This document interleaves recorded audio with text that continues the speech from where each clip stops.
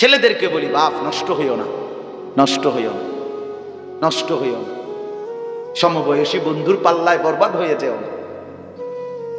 উলঙ্গ ছবি আর নর্তকীর নাচ সারাদিন দেখো, এক ফোঁটা পেশাব করে পানি নিতে মন চায় না, একটা ওয়াক্ত নামাজ পড়তে মন চায় না। আহা, তোমার উপরে খোদার লানত চলতেছে, তোমার উপরে গোটা সৃষ্টির লানত, আল্লাহর মখলুকাত তোমার উপরে লানত দেয়, খোদার গজব তোমার উপরে, খোদার লানত পড়ে, সৃষ্টি তোমারে লানত দেয়, মখলুকাত তোমারে লানত দেয়।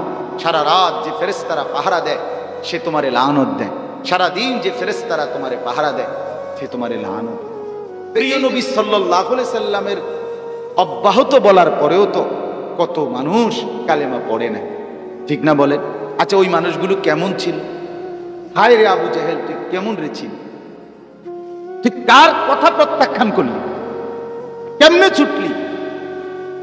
সরদারে দু আলম সাল্লাল্লাহু আলাইহি ওয়াসাল্লাম, যার চলন বলন আচরণ উচ্চারণ শব্দ ভাষা ভঙ্গি, যার বুঝানোর দক্ষতা, তার চরিত্রের পবিত্রতা, যার রাত যার দিন, যার ছোট্টবেলা, যার যৌবনকাল, যার কৈশোরকাল, যার জিন্দেগির মিনিট মিনিট সেকেন্ড সেকেন্ড আয়নার মতো পরিষ্কার, সবার কাছে পবিত্র নিষ্কলুষ, একটা দাগ নাই, কলঙ্কের একটা ফোঁটা নাই, এমন শ্রেষ্ঠতম রাসূল, তার দাওয়াতকেও তো প্রত্যাখ্যান করছে। তাহলে বুঝাইছে আল্লাহ তাআলা, বান্দা ব্যক্তির কোনো যোগ্যতা নাই, সম্পূর্ণ ইহসান দয়া আমি আল্লাহ, আমি আল্লাহ, আমি আল্লাহ। আমার রাসূলের সামনে আমি অনেককে কালেমা পড়াই নাই। কেন? আমি এটা বুঝাইতে চাইছি, হেদায়েত, ঈমান, ইবাদত, আল্লাহর পথে চলা দোস্ত, আল্লাহর কসম, এটা সরাসরি আল্লাহ পাকের স্পেশাল দান, শ্রেষ্ঠ নিয়ামত, এর চাইতে বড় কিছু হইতে পারে না। ভাত কতটি খাওন, এটি কোনো আশ্চর্য কিছু না রে ভাই। বিল্ডিং একখান করছে না, আরে সুবহানাল্লাহ, কয়তলা? 4 তলা। মাত বরে 4 তলা বিল্ডিং একখান কইরা হুডাঙ্গিরি মারে বেড়া। আমেরিকা ইউরোপের মধ্যে এই সমস্ত 70-80 তলারও তো গণার ধরে না। কথা বলেন না কেন? গণা তো ধরে। আমি যেই প্রাইভেট কারটা চালাই চলি, এটা জাপানি মডেলের সবচেয়ে কম দামি প্রাইভেট কার, মানে জাপানি মডেলে এর থেকে কম দামি প্রাইভেট কার নেই, প্রবক্স। হ্যাঁ, তো এটা ওই দেশে ছাগল টানে, এটা দিয়ে। হ্যাঁ, আমি এটার মধ্যে করে বাজার খরচ এবং ছাগল টাগল পিছনে দিয়ে এটা দিয়ে টান। তো তা আমার দেশে আমি যদি মনে করি, বাপরে আমি গাড়ি চালাই, এটা দিয়ে হেরা ছাগল টানে, এটা মানে হুডাঙ্গিরি করার কিচ্ছু নাই, কিচ্ছু। দুনিয়ার এই বিল্ডিং দালান, দুনিয়ার এই অর্থবিত্ত ক্ষমতা কর্তৃত্ব, এই কিছুক্ষণের এই দফাদফি ফালাফালি বন্ধু, কিছুই না, এটা কিছুই না। যদি এটা কিছু হইতো, সামান্য মূল্য যদি আল্লাহর কাছে থাকতো, আল্লাহর কসম, আল্লাহ একটা কাফেরকে এক ঢোক পানিও পান করাইতো না, যে আমার একটা দামি জিনিস দিতাম না। দুনিয়া আমার দামি জিনিস না, আল্লাহ বলে দুনিয়া আমার কাছে কিচ্ছু না। হাদিসের মধ্যে আছে, আল্লাহর নবী সাল্লাল্লাহু আলাইহি ওয়াসাল্লাম ইরশাদ করেন, লাউ কানাতিদ দুনিয়া ইনদাল্লাহি মিসলা জানাহি বাউদা মা সাকা কাফিরাম মিনহা শারবাতা মাইন। রাসূলুল্লাহ সাল্লাল্লাহু আলাইহি ওয়াসাল্লাম বলেন, আল্লাহর কাছে যদি দুনিয়া তাআদিলু ইনদাল্লাহ, মর্যাদা থাকতো একটা মাছির ডানা পরিমাণ, একটা মাছির ডানা তো হাতির সমান, এত বড়, কত বড়, ছোট্ট না, মাছিটাই তো ছোট, তার একটা ডানা কদ্দুর, সামান্য না। আল্লাহ রাসূল বলেন, যদি মাছির ডানা সম পরিমাণ মূল্য আল্লাহর কাছে দুনিয়ার থাকতো, তো আল্লাহ তাআলা একটা কাফের, একটা বেঈমান, আল্লাহর নাফরমানকে এক ঢোক শারবাতা মাইন, অর্থ হলো পানির এক ঢোকও পান করাইতো না। অথচ এত বড় দুনিয়া, এত কিছু কাফের বেঈমান ভোগ করতেছে, আল্লাহ মাতেও না, দৌড়ও খাইয়া যাবে না, ভাতে না দুগাবে না, ধর খা। ওয়াদারনি ওয়াল মুকাদ্দিবিনা উলিন না'মাতি ওয়া মাহিলহুম কালিলা। রব্বুল আলামিন বলেন, আমার ইমানদার মুমিন বান্দা সমস্ত কাফের, বেঈমান, মুনাফিক, মুশরিক, নাফরমান, পাপী, মিথ্যাবাদী, জালেম, আমি তাদেরকে অল্প কয়টা দিন দুনিয়ায় খাওয়াচ্ছি। তুই বান্দা মুমিন আমাকে একটু সময় দে। ইমানদার তুই আমাকে বলিস না বান্দা কিছুই, তুই দুনিয়া দিচ্ছি বলে কাফেরকে আপত্তি করিস না। আমি রব্বুল আলামিন ওয়াদা দিলাম মুমিন, তোকে আমি আল্লাহ জান্নাতে কোটি কোটি গুণ বেশি নিয়ামতে ভরপুর করে দেব। তুই একটু সবর কর। এই ফাঙ্গাস তেলাপিয়ার জন্য এত অস্থির হইস না। এই ফুলকপি আর তেল পাতা কপির জন্য এত অস্থির হইও না। আল্লাহ রব্বুল আলামিন বলে, আমি এক চাইতে কোটি গুণ বেশি জান্নাত দিয়ে দেব। সুবহানাল্লাহ। অস্থির হবার কিচ্ছু না। দুনিয়া তেমন কিছুই না, দুনিয়া আহামরি কিছুই না, দুনিয়া কিচ্ছুই না, কিচ্ছুই না। এজন্য বন্ধু আমার, বাপ আমার, আল্লাহ তাআলা যদি কাউকে দয়া করে দিল খুলে দেয়, বক্ষ উন্মোচন করে দেয়, আল্লাহর দয়া হয়, তো আল্লাহ তার শরহে সদর, কোরআনে একটা শব্দ আছে শরহে সদর, অর্থ হলো বক্ষ উন্মোচন করা, দিল খুলে দেওয়া। কি খুলে দেওয়া? আল্লাহ বলেন, এটা আমি যাকে দেই সে আমি আল্লাহর পক্ষ থেকে আলো পায়, সেই আলোতে জান্নাত পর্যন্ত পৌঁছতে থাকে। কোরআনুল কারীমে নবীজির ব্যাপারে আল্লাহ বলছে, আলাম নাশরাহ লাকা সাদরাক। বন্ধু, আমি আপনার দিল, বক্ষ নিজে দয়া করে খুলে দিলাম। এজন্য পৃথিবীর সর্বোচ্চ বাধাগ্রস্ত হয়েও নবীজি এক সেকেন্ডের জন্য কালেমার দাওয়াত, ইমানের আহ্বান বন্ধ করছে কি? কারণ দিল খুলে দিছেন আল্লাহ। শক্তি, হিম্মত, সাহস, যোগ্যতা, মেহনত, ফিকির, জজবা সব আল্লাহ তাআলা রাসূলের মধ্যে নিজ হাতে দান করছেন। কলিজায় কলে জান্নাত পর্যন্ত আমলের একটা শব্দ, একটা বিন্দু রাসূল থেকে ছুটে নাই। কোরআনুল কারীমের মধ্যে আছে, হযরত মূসা আলাইহিস সালামের নাম শুনছেন না? এই মূসা নবী মিশর থেকে চলে গেছেন ফেরাউনের বাহিনীর ভয়ে। চলে যাওয়ার পরে 10 বছর পরে মূসা আলাইহিস সালাম শুআইব আলাইহিস সালামের মেয়েকে বিয়ে করে এলাকায় আবার ফিরে আসতেছিলেন। হযরত মূসা নবীকে আল্লাহ তাআলা বলছে, যাও এলাকায়, মিশরে আবার ফিরে যাও, ফেরাউনকে ঈমানের দাওয়াত দাও এবং বনি ইসরাইল সহ মিশরবাসীকে তুমি কালেমার আহ্বান করো। হযরত মূসা আলাইহিস সালাম, এই তখন কোরআনে আছে, যখন আল্লাহ বলছে ইযহাব ইলা ফিরাউন, ফেরাউনের কাছে যাও, ইন্নাহু তাগা, সে বড় সীমা লঙ্ঘন করছে, কুফরি করছে, নিজেকে খোদা দাবি করছে। আল্লাহ বলে, যাও মূসা, তার কাছে যাও, মানুষগুলোকে আল্লাহর দিকে ডাকো, ফেরাউনকে ডাকো, তার কওমকে ডাকো, দেশবাসীকে ডাকো।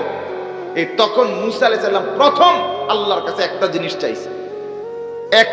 চাইছে মূসা নবী। সেটা কি? রব্বিশরাহলি সাদরি। এটা মূসা নবীর দোয়া। ওয়ায়াসসিরলি আমরি ওয়াহলুল উকদাতাম মিন লিসানি ইয়াফকাহু কওলি। এই এক নাম্বার হচ্ছে রব্বিশরাহলি সাদরি। আল্লাহ, আপনি আমার বক্ষটা খুলে দেন, আমার দিলটা কি করে দেন?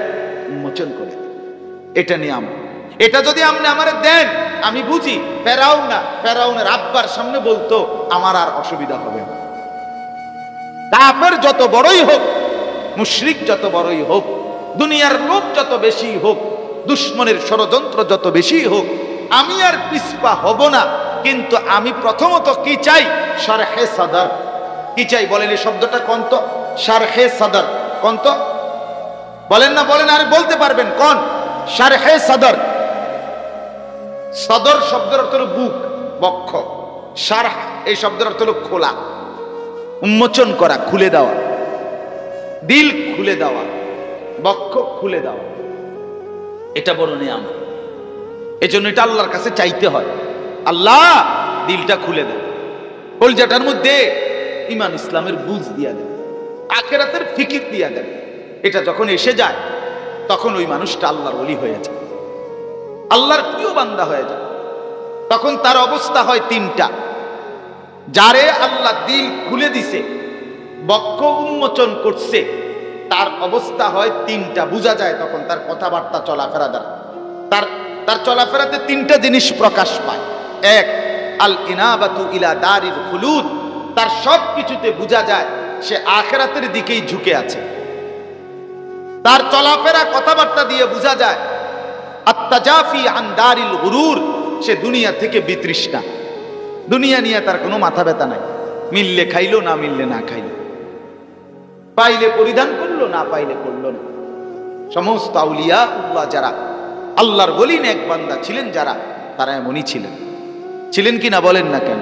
আখিরাতের প্রতি ফিকির, নজর, দিমাগ, চিন্তা, চেতনা আখিরাত, আর দুনিয়ার প্রতি বিতৃষ্ণা। আপনি যদি একটা বড় বিল্ডিং বানাইতেন উঁচা, আরে ভাইয়া কেন বানাবো, আমি থাকবোই কয়দিন।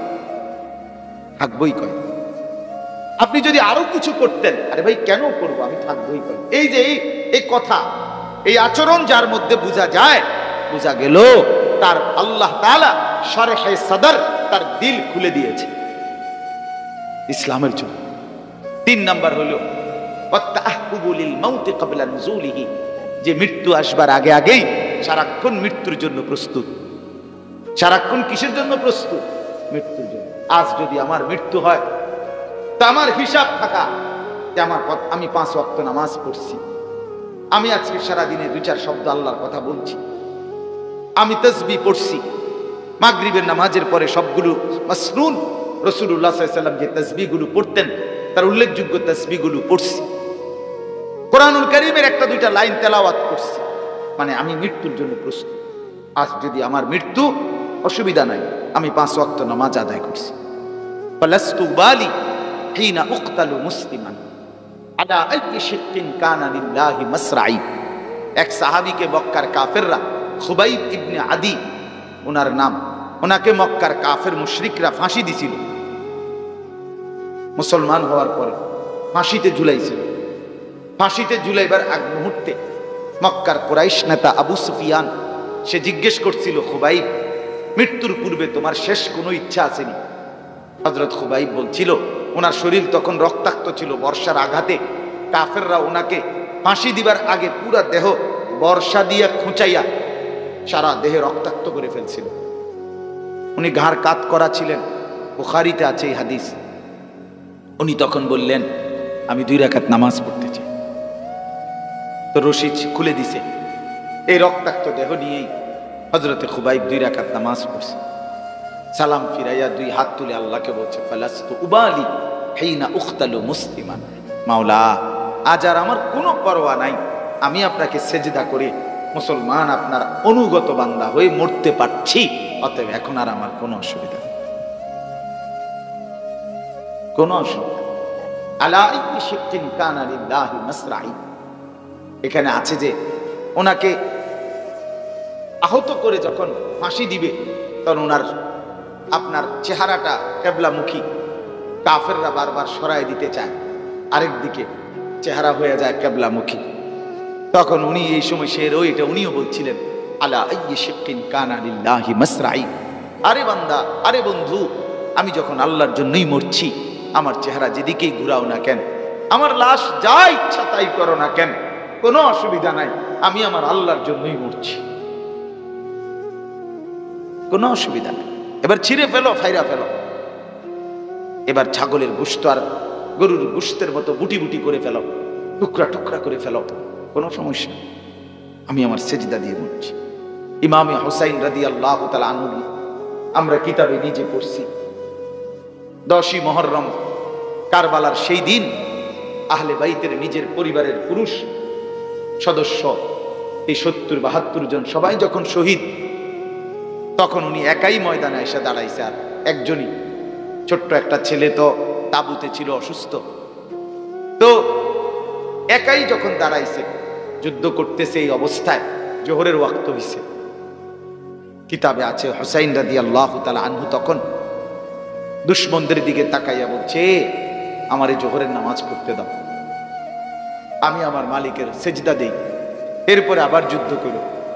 তখন শিমার জিল জাউশান, এই যে হত্যাকারী শিমার, তার পুরা নাম হলো শিমার জিল জাউশান, সে বলছে হুসাইন তোরে সেজদা দিতে দেওয়া হবে না, জোহরের নামাজ পড়তে দেওয়া হবে না, তার আগেই তোমার শরীর থেকে দেহ থেকে গর্দান কোপ দিয়ে আলাদা করা হবে, তোর শরীর থেকে তোর গর্দান বিচ্ছিন্ন করে দেওয়া হবে।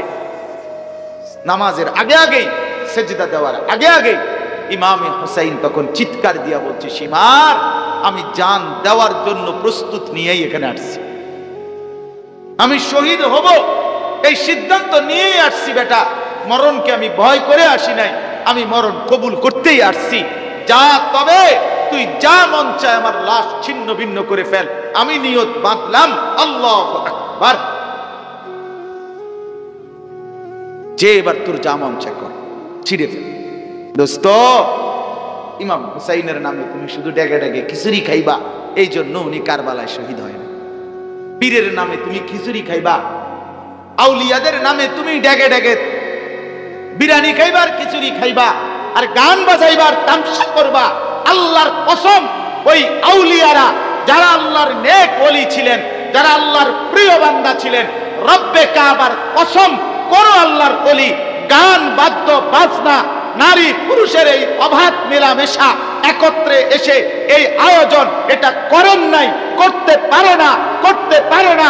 যদি করে থাকে সে আল্লাহর ওলি হইতে পারে না, পারে না, পারে না, এটা কোনোদিন, সে কোনোদিন আল্লাহর ওলি না, সে ধোঁকাবাজ। তুমি গায়ের জোরে বললেই হবে না,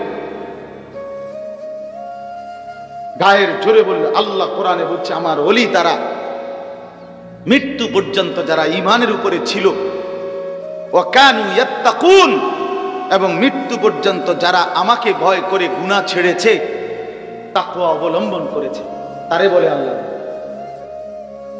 রাসূলুল্লাহ সাল্লাল্লাহু আলাইহি ওয়াসাল্লাম বলেন, আল গিনা রুকিয়াতুজ জিনা, যেখানে গান সেটা জিনা ব্যভিচার এটার তাবিজ।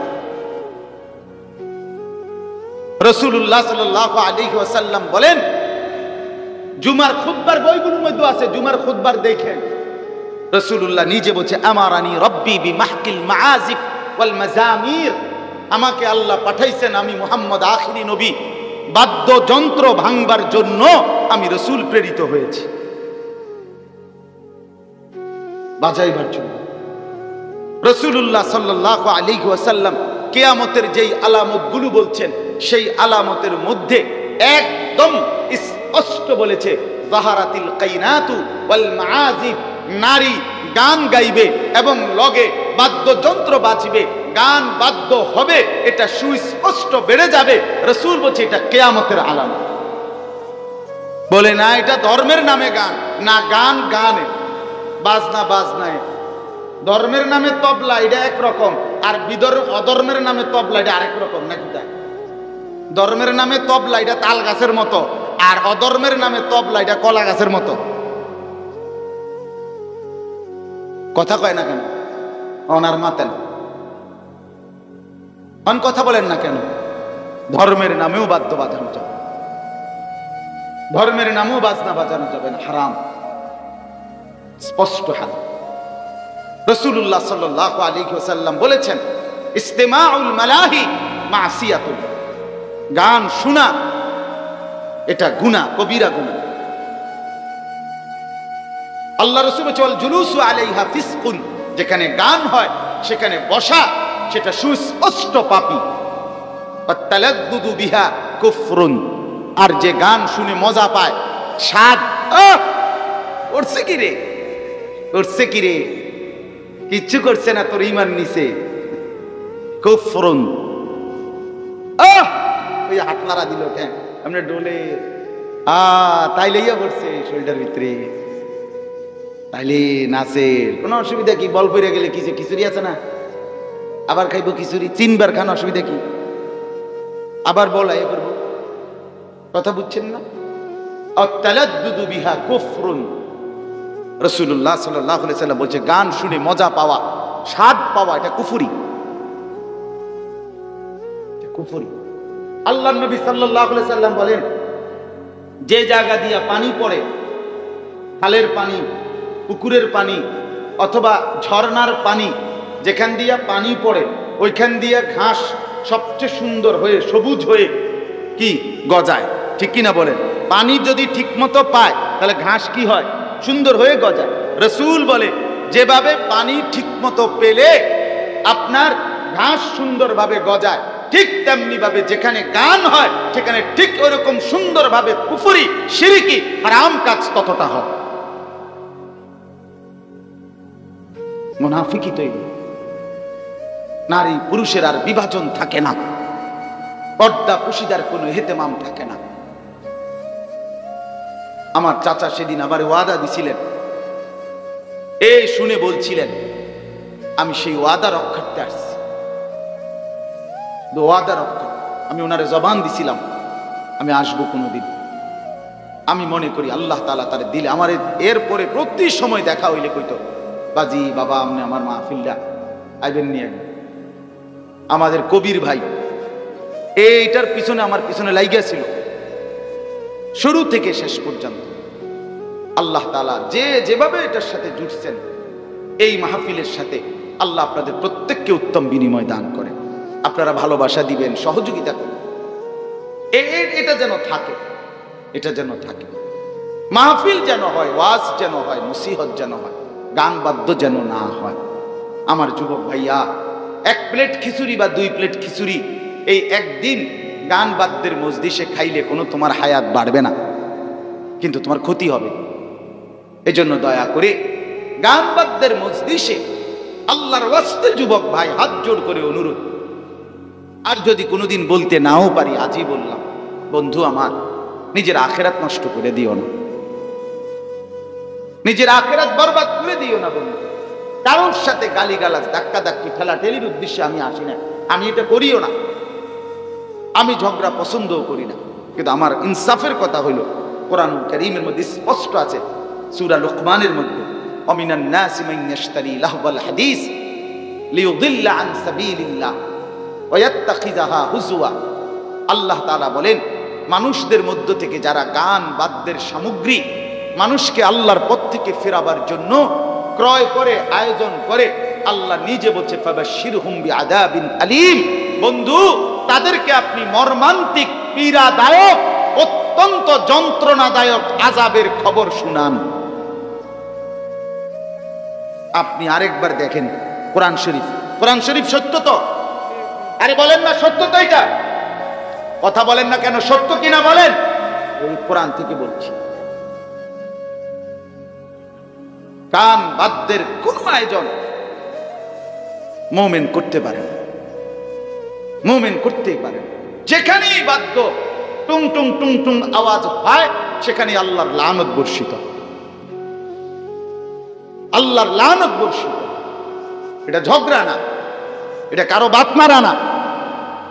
আউলিয়াদেরকে মহব্বত আমরাও করি, আমিও পীরের মুরিদ, আমারও সবক আছে, আমারও শায়েখ আছে, আমারও মুরব্বী আছে। লাগাম ছাড়া জিন্দিগি না, মন মতো জিন্দিগি করি না। অতএব দয়া করে প্রত্যেকে আল্লাহর ওলিদের মর্যাদা সম্মান জরুরি, কিন্তু যে কেউ যে কাউকে আল্লাহর ওলি কইয়া দিলে আমি মানতেইব, এটা কোনো জরুরি না। কথা বলেন না কেন? আমি দেখলাম আপনার কাছে নাফরমানি, আমি দেখছি আপনার মধ্যে কোরআন সুন্নাহর খেলাফ কাজ, আমনে এরপরও যদি না আমনে আল্লাহর ওলি, আমনে গাছ ধরে কইলেও নাকি? কথা বলেন না কেন? আল্লাহর কোরআন থেকে বুঝাইতে হবে না? রাসূলুল্লাহর হাদিস থেকে বুঝাইতে হবে না? হ্যাঁ, কয় না, না পাইরা কইব কি, কই ইডি হলো 30,000 কালাম। হ্যাঁ, বাতিনি আরো কালাম আছে, বাতিনি বাতিনি থাকে কাজ, এত বছর ধরে এডি বাইর করুন যায় না। কথা বলেন না কেন? 90,000 কালাম, বাপরে বাপ, 90,000 দরকার না, আপনি 9,000 লিখে দেন না, কত ফরি না চাই কিতাই দি কথা কন না চাই শুনি। 90,000 কালাম কিতাব। আল্লাহ তাআলা এই কোরআন দিয়ে রাসূলুল্লাহর 23 বছরের জিন্দেগি আমাদের কাছে স্পষ্ট না অস্পষ্ট? নবীজির 23 বছরের জীবনের প্রত্যেক মিনিট আমাদের জন্য কিতাবে বর্ণিত সাহাবীদের মাধ্যমে আছে না নাই? তো আবার বাতিনি কিতাব, নবীজির জীবনের বাতিনি কি? নবীর পেশাব পায়খানা, ওযু, গোসল, রাত দিন, আল্লাহর কসম রাসূলুল্লাহ সাল্লাল্লাহু আলাইহি ওয়াসাল্লাম ফরজ গোসলটা কিভাবে করতেন, স্বামী স্ত্রীর সম্পর্কটা নবী কিভাবে কাটাইছেন, নবীর বিবিরা ওইটা পর্যন্ত উম্মতের শেখার জন্য বলে গেছে। বাতিনি গীতা এতটি হইল কেমনে? বাতিনি 90,000 হইবে কেমনে? হ্যাঁ, আহাম্মুকি বন্ধু আমার। অতএব দোস্ত, আল্লাহর দান এটা। আল্লাহ যাকে দয়া করে দিল খুলে দেয়, আল্লাহ তার সামনে আলো দিয়ে দেয়, সে তখন জান্নাতের রাস্তা পেয়ে যায়। এই দেখেন, এবার আয়াতের তরজমা শুনেন। আল্লাহ তাআলা বলেন, আফামান শারাহাল্লাহু সাদরাহু লিল ইসলাম। 23 নম্বর পারা, 39 নম্বর সূরা, সূরা জুমার, এই সূরার 22 নম্বর আয়াত। আফামান শারাহাল্লাহু সাদরাহু লিল ইসলাম। আল্লাহ বলেন, যাকে আল্লাহ তাআলা উন্মোচন করে দিয়েছেন, যার বক্ষ, যার সিনা, যার দিল, যার কলিজা ইসলামের জন্য, শারহে সাদর, শারাহাল্লাহু সাদরাহু মানে শারহে সাদর। আল্লাহ যার অন্তরাত্মা, ভেতর, দিল, যার বক্ষ ইসলামের জন্য কি করেছেন? কথা কন না, খুলে দিয়েছেন, উন্মোচন করে দিয়েছেন। ফাহুয়া আলা নূরিম মির রাব্বি, সে সরাসরি আল্লাহর পক্ষ থেকে একটা নূর, একটা আলো পেয়ে যায়। সেই আলোতে সে রাত দিন নেক আমল করতে করতে জান্নাত পর্যন্ত পৌঁছে যায়। সুবহানাল্লাহ। একজন পারে, আরেকজন পারে না কেন? একজনকে আল্লাহ দয়া করছে, তোমারে দয়া করে নাই। কেন দয়া করেন? অব্যাহত নাফরমানির কারণে। ওয়ালা তাকুনু কাল্লাযীনা নাসুল্লাহ ফাআনসাহুম। আল্লাহ বলে, বান্দা এই পরিমাণ আমাকে ভুলে যেও না, একদিন তুমি তোমাকে টোটাল ভুলে যাবা, আমি এমন বানাই দেব। একটানা 1 বছর 5 বছর কোনোদিন যুবক নামাজ পড়ো না ঠিক মতো, 5 ওয়াক্ত কোনোদিনও পড়ো না, হ্যাঁ, একদিন দোস্ত তোমার অবস্থা হবে এমন, আর কোনোদিন মনেও পড়বে না, কোনোদিন আর মনেও পড়বে না। ওই জন্তু জানোয়ারের মতো দুনিয়া ভোগ করলে আর কি, মানুষের বেডি চাইলা, আর কি মানুষের বেডি চাইলা। এই মোবাইলে সারা রাত উলঙ্গ ছবি আর নর্তকীর নাচ দেখলা, কি লাভ হইল? সিনেমার নর্তকী তোমার কাছে আসবে না, আর আসলেও তাকে তো তুমি মোটেই পবিত্র পাইবা না। হাজার পুরুষকে যে তার যৌবন বিক্রি করে, যে তার দেহ বিক্রি করে, যে তার শরীর বিক্রি করে, যে তার রূপ বিক্রি করে, যে তার চেহারা বিক্রি করে, যে তার শরীরের নাচ গান রং ঢং বিক্রি করে, তো সে তো বিক্রেতা, বিকৃত পণ্য, সে তো পণ্য। এটার থেকে পবিত্র কিছু তো আশা করা যায় না। অতএব বন্ধু আমার, ছেলেদেরকে বলি, বাপ নষ্ট হইও না, নষ্ট হইও না, নষ্ট হইও না। সমবয়সী বন্ধুর পাল্লায় বরবাদ হয়ে যেও না। উলঙ্গ ছবি আর নর্তকীর নাচ সারাদিন দেখো, 1 ফোঁটা পেশাব করে পানি নিতে মন চায় না, একটা ওয়াক্ত নামাজ পড়তে মন চায় না। আহা, তোমার উপরে খোদার লানত চলতেছে, তোমার উপরে গোটা সৃষ্টির লানত, আল্লাহর মাখলুকাত তোমার উপরে লানত দেয়, খোদার গজব তোমার উপর, খোদার লানত পড়ে, সৃষ্টি তোমারে লানত দেয়, মাখলুকাত তোমারে লানত দেয়। সারা রাত যে ফেরেশতারা পাহারা দেয় সে তোমারে লানত দেয়, সারা দিন যে ফেরেশতারা তোমারে পাহারা দেয় সে তোমারে লানত।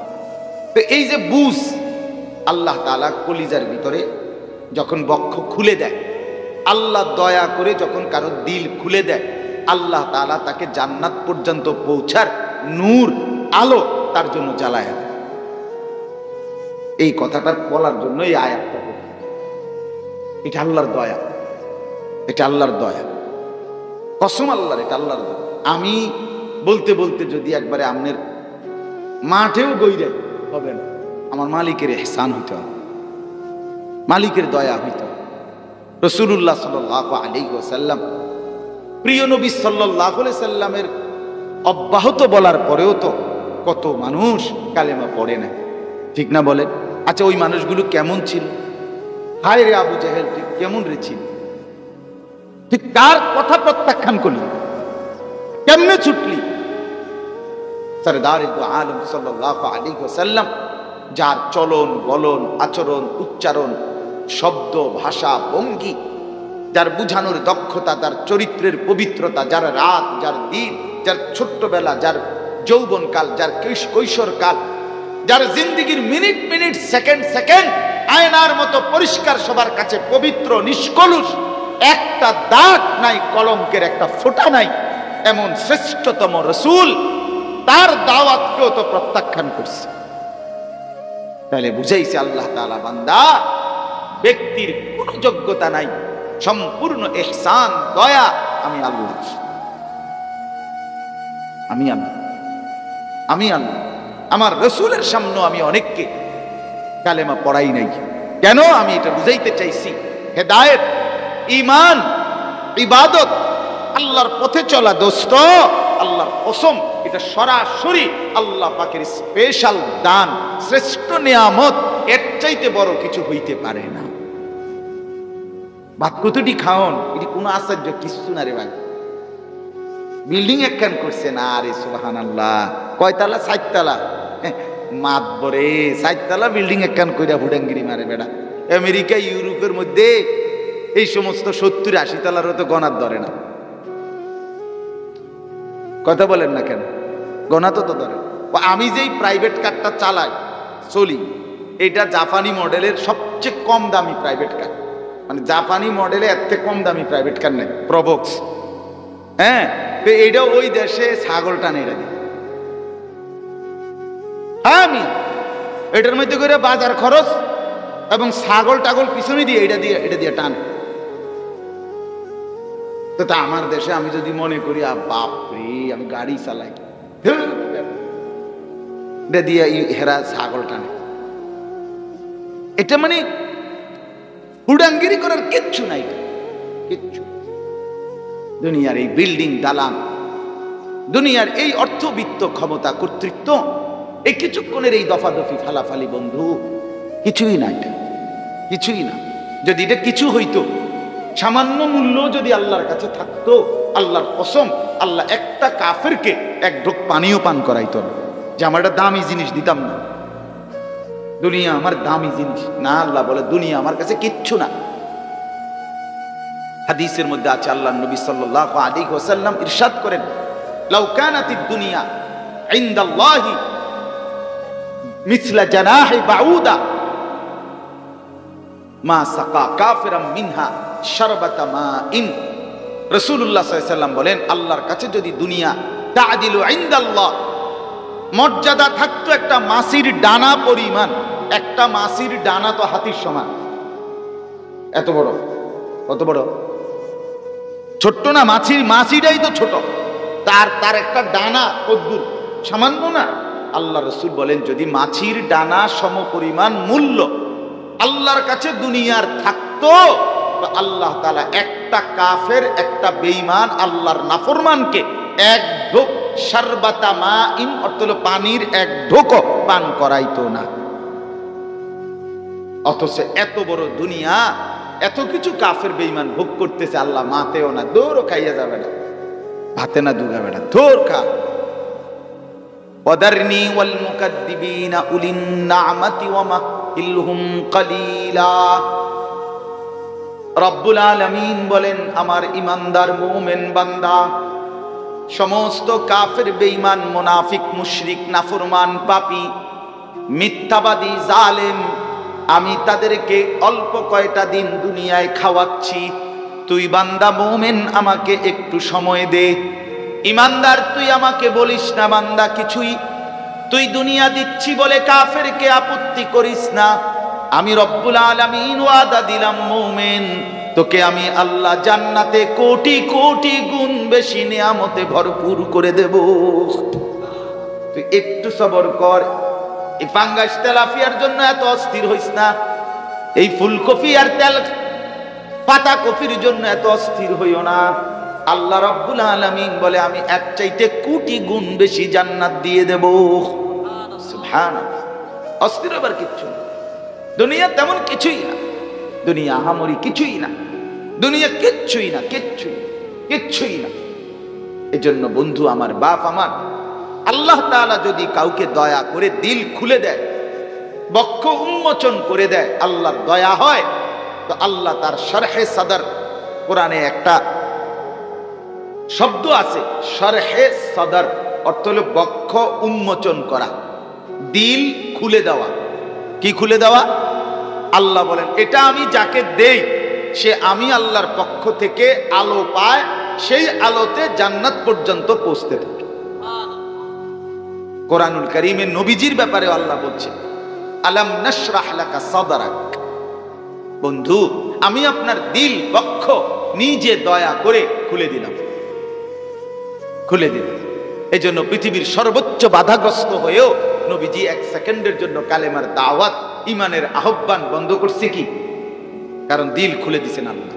শক্তি, হিম্মত, সাহস, যোগ্যতা, মেহনত, ফিকির, জজবা সব আল্লাহ তাআলা রাসূলের মধ্যে নিজ হাতে দান করছেন। কলিজায় ফলে জান্নাত পর্যন্ত আমলের একটা শব্দ, একটা বিন্দু রাসূল থেকে ছুটে নাই, ছুটে নাই। কোরআনুল কারীমের মধ্যে আছে হযরত মূসা আলাইহিস সালামের নাম শুনছেন না? এই মূসা নবী মিশর থেকে চলে গেছেন ফেরাউনের বাহিনীর ভয়ে। চলে যাওয়ার পরে 10 বছর পরে মূসা আলাইহিস সালাম শুআইব আলাইহিস সালামের মেয়েকে বিয়ে করে এলাকায় আবার ফিরে আসতেছিলেন। হযরত মূসা নবীকে আল্লাহ তাআলা বলছে যাও এলাকায় মিশরে আবার ফিরে যাও, ফেরাউনকে ঈমানের দাওয়াত দাও এবং বনি ইসরাইল সহ মিশরবাসীকে তুমি কালেমার আহ্বান করো। হযরত মূসা আলাইহিস সালাম এই তখন কোরআনে আছে যখন আল্লাহ বলছে ইযহাব ইলা ফিরাউন, ফেরাউনের কাছে যাও, ইন্নাহু তাগা, সে বড় সীমা লঙ্ঘন করছে, কুফরি করছে, নিজেকে খোদা দাবি করছে। আল্লাহ বলে যাও মূসা তার কাছে যাও, মানুষগুলোকে আল্লাহর দিকে ডাকো, ফেরাউনকে ডাকো, তার কওমকে ডাকো, দেশবাসীকে ডাকো। এই তখন মূসা আলাইহিস সালাম প্রথম আল্লাহর কাছে একটা জিনিস চাইছে, একটা জিনিস চাইছে মূসা নবী, সেটা কি? রব্বিশরাহলি সাদরি। এটা মূসা নবীর দোয়া। ওয়ায়াসসিরলি আমরি ওয়াহলুল উকদাতাম মিন লিসানি ইয়াফকাহু কওলি। এই 1 নাম্বার হচ্ছে রব্বিশরাহলি সাদরি। আল্লাহ আপনি আমার বক্ষটা খুলে দেন, আমার দিলটা কি করে দেন? উন্মোচন করে দেন। এটা নিয়ে এটা যদি আপনি আমারে দেন আমি বুঝি ফেরাউন না, ফেরাউনের আব্বার সামনে বলতো আমার আর অসুবিধা হবে না। কাফের যত বড়ই হোক, মুশরিক যত বড়ই হোক, দুনিয়ার লোক যত বেশি হোক, দুশ্মনের ষড়যন্ত্র যত বেশি হোক, আমি আর পিছপা হব না। কিন্তু আমি প্রথমত কি চাই? শারহে সাদর। কি চাই বলেন? এই শব্দটা কোন তো? শারহে সাদর কোন তো? বলেন না, বলেন, আর বলতে পারবেন কোন? শারহে সাদর। সদর শব্দের অর্থ হলো বুক, বক্ষ। শারহ এই শব্দের অর্থ হলো খোলা, উন্মোচন করা, খুলে দেওয়া, দিল খুলে দেওয়া, বক্ষ খুলে দেওয়া। এটা বড় নিয়ামত। এজন্য এটা আল্লাহর কাছে চাইতে হয়, আল্লাহ দিলটা খুলে দেন, কলজাটার মধ্যে ঈমান ইসলামের বুঝ দিয়া দেন, আখিরাতের ফিকির দিয়া দেন। এটা যখন এসে যায় তখন ওই মানুষটা আল্লাহর ওলি হয়ে যায়, আল্লাহর প্রিয় বান্দা হয়ে যায়। তখন তার অবস্থা হয় 3টা।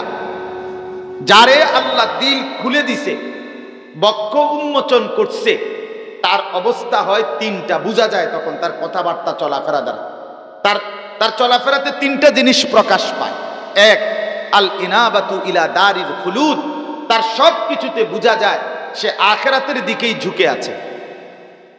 তার চলাফেরা কথাবার্তা দিয়ে বোঝা যায় আত্তাজাফি আন দারিল গুরুর, সে দুনিয়া থেকে বিতৃষ্ণা, দুনিয়া নিয়ে তার কোনো মাথা ব্যথা নাই। মিললে খাইলো, না মিললে না খাইলো, পাইলে পরিধান করলো, না পাইলে করলো না। সমস্ত আউলিয়া উল্লাহ যারা আল্লাহর ওলি নেক বান্দা ছিলেন যারা, তারা এমনই ছিলেন কি না বলেন না কেন? আখিরাতের প্রতি ফিকির, নজর, দিমাগ, চিন্তা, চেতনা আখিরাত, আর দুনিয়ার প্রতি বিতৃষ্ণা। আপনি যদি একটা বড় বিল্ডিং বানাইতেন উঁচা, আরে ভাইয়া কেন বানাবো, আমি থাকবোই কয়দিন। আপনি যদি আরো কিছু করতেন, আরে ভাই কেন করবো, আমি থাকবোই কয়দিন। এই যে এই কথা, এই আচরণ যার মধ্যে বোঝা গেল তার আল্লাহ তাআলা শারহে সাদর, তার দিল খুলে দিয়েছে ইসলামের জন্য। 3 নাম্বার হলো ওয়াত্তাহকুবু লিল মাউতি ক্বাবলা নুজুলিহি, যে মৃত্যু আসবার আগেই সারাক্ষণ মৃত্যুর জন্য প্রস্তুত। সারাক্ষণ কিসের জন্য প্রস্তুত? মৃত্যুর জন্য। আজ যদি আমার মৃত্যু হয় তা আমার হিসাব থাকা যে আমি 5 ওয়াক্ত নামাজ পড়ছি, আমি আজকে সারাদিনে 2-4 শব্দ আল্লাহর কথা বলছি, আমি তাসবিহ পড়ছি, মাগরিবের নামাজের পরে সবগুলো মাসনুন রাসূলুল্লাহ সাল্লাল্লাহু আলাইহি ওয়াসাল্লাম যে তাসবিহগুলো পড়তেন তার উল্লেখযোগ্য তাসবিহগুলো পড়ছি, কোরআনুল কারীমের 1-2টা লাইন তেলাওয়াত করছি, মানে আমি মৃত্যুর জন্য প্রস্তুত। আজ যদি আমার মৃত্যু, অসুবিধা নাই, আমি 5 ওয়াক্ত নামাজ আদায় করছি। ফালাস্তু বালি হিনা উকতালু মুসলিমান আলা আইয়ি শিক্কিন কানা লিল্লাহি মাসরাই। এক সাহাবীকে মক্কার কাফেররা, খুবাইব ইবনে আদি ওনার নাম, ওনাকে মক্কার কাফের মুশরিকরা ফাঁসি দিছিল। মুসলমান হওয়ার পরে ফাঁসিতে ঝুলাইছিল। ফাঁসিতে ঝুলাইবার আগ মুহূর্তে মক্কার কুরাইশ নেতা আবু সুফিয়ান সে জিজ্ঞেস করছিল, খুবাইব, মৃত্যুর পূর্বে তোমার শেষ কোনো ইচ্ছা আসেনি? হযরত খুবাইব বলছিল, ওনার শরীর তখন রক্তাক্ত ছিল, বর্ষার আঘাতে কাফেররা ওনাকে ফাঁসি দিবার আগে পুরা দেহ বর্ষা দিয়ে খুঁচাইয়া সারা দেহে রক্তাক্ত করে ফেলছিল। উনি ঘাড় কাত করা ছিলেন, বুখারীতে আছে এই হাদিস। উনি তখন বললেন, আমি 2 রাকাত নামাজ পড়তে চাই। তো রশি খুলে দিছে, এই রক্তাক্ত দেহ নিয়েই হযরতে খুবাইব 2 রাকাত নামাজ পড়ছে। সালাম ফিরাইয়া 2 হাত তুলে আল্লাহকে বলছে, ফালাস্তু উবালি হিনা উখতালু মুসলিমান, মাওলা আজ আর আমার কোনো পরোয়া নাই, আমি আপনাকে সেজদা করে মুসলমান আপনার অনুগত বান্দা হয়ে মরতে পারছি, অতএব এখন আর আমার কোনো অসুবিধা নেই, কোনো অসুবিধা। আলা আইয়ি শিক্কিন কানা লিল্লাহি মাসরাই। এখানে আছে যে ওনাকে আহত করে যখন ফাঁসি দিবে তখন ওনার আপনার চেহারাটা কেবলামুখী, কাফেররা বারবার সরাই দিতে চায়, আরেকদিকে চেহারা হয়ে যায় কেবলামুখী। তখন উনি এই সময় এটা উনিও বলছিলেন, আলা আইয়ি শিক্কিন কানা লিল্লাহি মাসরাই।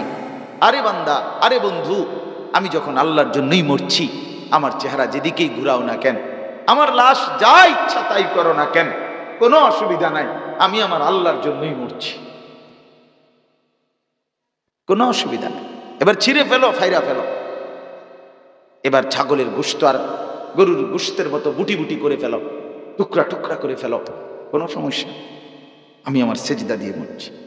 ইমামে হুসাইন রাদিয়াল্লাহু তাআলা আনহু আমরা কিতাবে নিজে পড়ছি, 10ই মুহররম কারবালার সেই দিন আহলে বাইতের নিজের পরিবারের পুরুষ সদস্য এই 70-72 জন সবাই যখন শহীদ, তখন উনি একাই ময়দানে এসে দাঁড়াইছে, আর একজনই ছোট্ট একটা ছেলে তো তাঁবুতে ছিল, অসুস্থ, তো একাই যখন দাঁড়াইছে যুদ্ধ করতেছে, এই অবস্থায় জোহরের ওয়াক্ত হইছে। কিতাবে আছে হুসাইন রাদিয়াল্লাহু তাআলা আনহু তখন দুশমনদের দিকে তাকাইয়া বলছে, আমারে জোহরের নামাজ পড়তে দাও, আমি আমার মালিকের সেজদা দেই, এরপরে আবার যুদ্ধ করো। তখন শিমার জিল জাউশান, এই যে হত্যাকারী শিমার, তার পুরা নাম হলো শিমার জিল জাউশান, সে বলছে, হুসাইন তোরে সেজদা দিতে দেয়া হবে না, জোহরের নামাজ পড়তে দেয়া হবে না, তার আগেই তোমার শরীর থেকে, দেহ থেকে গর্দান কোফ দিয়ে আলাদা করা হবে, তোর শরীর থেকে তোর গর্দান বিচ্ছিন্ন করে দেয়া হবে। নামাজের আগে আগেই, সেজদা দেওয়ার আগে আগে ইমামে হুসাইন তখন চিৎকার দিয়া বলছে, শিমার আমি জান দেওয়ার জন্য প্রস্তুত নিয়েই এখানে আসছি। অতএব একজন মুমিন হিসাবে আমার প্রত্যেকের উচিত, বিশেষ করে কমপক্ষে আমি বেশি গুরুত্ব দিয়ে যেটা বলি, যে প্রত্যেকটা আকেল বালেগ, মানে প্রাপ্তবয়স্ক পুরুষ নারী, প্রাপ্তবয়স্ক বলতে কোনো পুরুষ তার যখন বীর্যপাত শুরু হয় তখনই সে বালেগ। তাইলে 14 বছরের পরে 15 বছরের ভিতরে কোনো ছেলে বালেগ হয়, আর কোনো মেয়ে মাসিক ঋতুস্রাব তখন তার শুরু হয়, তখন থেকেই সে বালেগ। আর হলো আকেল, অর্থাৎ পাগল না, মাতাল না, প্রতিবন্ধী না, এমন কোন সুস্থ স্বাভাবিক মানুষ প্রাপ্তবয়স্ক। এবার যদি সে বিবাহিত হোক অথবা অবিবাহিত হোক, সে বিদেশ থাকুক অথবা দেশে থাকুক, সে একত্রে সংসারে থাকুক অথবা ভিন্ন ভিন্ন থাকুক, যদি এই বয়সী পুরুষ কিংবা নারী, ছেলে কিংবা মেয়ে উপার্জন করে, কামাই রোজগারি করে, এমন প্রত্যেকের উচিত একজন আলেমে দ্বীনের কাছে এটা জেনে নেওয়া যে হুজুর, আমার টাকা পয়সা সম্পদ ব্যাংক ব্যালেন্স এই আছে, আপনি আমারে হিসাব করে বলে দেন আমার উপরে জাকাত ফরজ কিনা, হজ ফরজ কিনা, কোরবানি ওয়াজিব কিনা। তাইলে সহজ। প্রত্যেকে যদি নিজ নিজ দায়িত্বে আন্তরিকভাবে পুরুষ নারী এই বিষয়টা গুরুত্ব দেয়, সহজ, প্রত্যেকের জন্য আখিরাত সহজ হয়ে গেল। আমি যদি ইচ্ছা করে, আমি সব সময় বলি, চোখ বন্ধ করলেই ঝড় থামে না, অর্থাৎ ঝড় তুফান আসতেছে, কেউ যদি বলে চোখ বন্ধ কইরা কই না, যেহেতু আমি দেখি না তাহলে তুফান হয় না, বুঝি আপনি দেখেন না দিকে তুফান হয় না, আপনি চোখ ইচ্ছা করে বন্ধ করে রাখছেন দেখে না তুফান দেখেন, তুফান তো হইতেছে। তাহলে আপনি যদি বলেন আমি বুঝি না, তাই এতেই শরীয়তের মাসআলা আপনার থেকে রহিত হয়ে যাবে নাকি? কথা বলেন না কেন? শরীয়তের হুকুম, কবরের বিচার, আখিরাতের বিচার কি মওকুফ হয়ে যাবে নাকি? পুলিশের বহু আইন, ট্রাফিকের বহু আইন, ট্রাফিকের আমি জানি না, কিন্তু আমগরে যে ঢাকা চিটাগাং চলতে গাড়ি পুলিশ ধরে, বলে বুঝেন না আমার কথাটা, যে এটার এই সমস্যা, এটার এই সমস্যা। তাহলে আমি যদি বলি যে ভাই আমি তো আপনার এই সমস্ত আইন জানি না, তো হে আমার আপনি যেহেতু জানেন না তা আপনি জানগা। কথা বলেন না কেন? তাহলে আপনি জানেন না কেন, এটা আপনার সমস্যা। এই জন্য আমাদের সমাজে এটা নিয়ে খুব গাফলতি। কিছু দান সদকা, একটা ফ্যান দিলেন, 2 কাতার টাইলস দিলেন, কোনোখানে 5,000 টাকা দিলেন, এটা একটা দান, এটা সদাকা। কিন্তু হজ, জাকাত, কোরবানি এটা ফরজ ওয়াজিব, এটা ভিন্ন বিষয়। আপনার ওই 5,000 টাকা দিয়া 10,000 টাকা দিয়া চাইেন, এটা আদায় হয়ে গেছে, এটা মনে করবেন না, এটা পৃথক আমল, গুরুত্বপূর্ণ, ফরজ ওয়াজিব।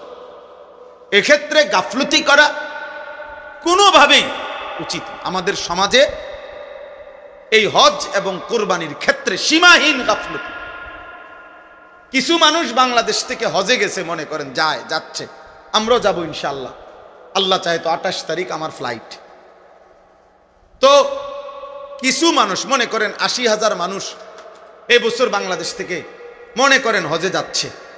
তো সারা বাংলাদেশ থেকে কিছু মানুষ হজে গেলেই হজের হুকুম আদায় হয়ে গেছে, বিষয়টা তো এটা না। এটা তো জানাজার নামাজ না। তাইলে যার উপরে হজ ফরজ, তাকে বুঝে শুনে, তারে জেনে হজ করতে হবে। আমাদের সমাজে আমরা হজটাকে বানায় নিছি অবসরকালীন আমল অথবা আমার মনের চাহিদার আমল। অর্থাৎ ছেলে সব বিদেশ কিংবা দেশে কোনো কামে লাগাইছে, মেয়ে বিয়ে দিছে, বিল্ডিং করছে, জমি কিনার টার্গেট, জমি কিনছে, 14 গোষ্ঠীর যত কাম শেষ। এখন বুড়া হইয়া গিরাগাড়ি জোরাজারি ছেড়ে দিছে, অসল বুড়া। এইবার সে মনে মনে আশা করে রাখছে, যদি ফুতে বিদেশতে টিয়া ফাটাইয়া দয়া কইরা যদি হজ করায় তাইলে হেবড়া হজ করব, আর নাই তো ওনার উপরে হজ। আহা, অথচ এই মিয়া গত 50 বছরে 3টা ছেলে বিদেশ পাঠাইতে গিয়া 3বারও 36 লাখ টাকা ব্যবস্থা করছে। বাড়ি জমি কিনতে, বিল্ডিং করতে সব মিলাইয়া 30 লাখ 40 লক্ষ টাকা খরচ করছে। রাস্তার লগে জমি কিনছে, সব ব্যবস্থা করছে। আর নাফরমান যখন আল্লাহর ঘরের হজ্জের কথা বলা হয়েছে, এবার কুমায় না, হুজুর ইডি আমরা রেডি হইতো না। আচ্ছা যাক, যদি আল্লাহ ফুতের আল্লাহ লোয়ায়, ফুতে যদি দয়া করে পাঠায়, হ্যাঁ তাইলে গেলাম, না এলে আর কি করার আছে, এতেই শেষ হয়ে যাবে আখিরাত। আচ্ছা আমি একটা উদাহরণ দিই, এই রাতে এত লম্বা মাসআলা বলা সম্ভব না। আমি একটা উদাহরণ দিলে আপনি মিলাইবে সহজ। একটা উদাহরণ শুধু বলি, স্পষ্ট কিতাবের মধ্যে আছে, আমি নিজে পড়ছি। কোন ব্যক্তির মনে করেন তার বসত ভিটা ছাড়া, মানে যে গ্রামে থাকে, এইটা বাদ দিয়া খেতে বাজারে যেখানেই হোক তার মনে করেন 10 শতক জায়গা আছে, কথার কথা 8 শতক 10 শতক জায়গা আছে, শুধু এর দূর। এখান থেকে যদি কিছু অংশ জায়গা বিক্রি করে 3 শতক 4 শতক, তাহলে হজের টাকা এবং হজের সময়কালীন পরিবারের স্বাভাবিক খরচের টাকা ব্যবস্থা হবে। আর ফিরে আসবার পরে বাকি যে দূর জমি আছে ওই বাকিটা, ওইটা দিয়েই ইচ্ছা করলে তার সংসার চলবে। কথা বুঝছেন কিনা? এই অবস্থায় আমি একটা আরো ভাঙ্গা বলি, মনে করেন 10 শতক জমির মধ্যে তো হজের টাকা হইল সর্বোচ্চ ভালো মিডিয়াম, মানেও যদি কেউ প্যাকেজে হজে যায় 6.5 লাখ টাকায় যথেষ্ট এখন, তো 6.5 লক্ষ টাকা। আর মনে করেন 1.5 মাস বউ বাচ্চা পরিবার সংসার চলতে গিয়া ধরেন আরো 1.5 লাখ টাকা, তো কত হইল? 8 লাখ টাকা। আপনি ধরেন একের 10 লাখ টাকা, ঠিক আছে নি? তো 10 লক্ষ টাকা। তো মনে করেন এই 3 শতক জমির দাম হইল 9-10 লাখ টাকা, 3 লাখ টাকা করে শতক, আমি ধরলাম আর কি। আচ্ছা, আর বাকি 7 শতক 6 শতক জমি যেটা আছে, এইটা দিয়ে ইচ্ছা করলে তার সংসার আইসা চলবে।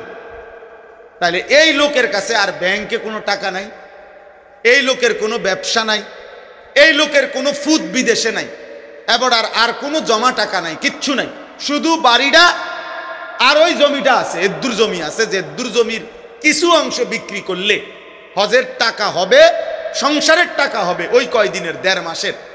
আর আসার পরে শুধু একটুর জায়গা, বাকি জায়গাটা দিয়ে ইচ্ছা করলে তার জীবন সংসার চলবে।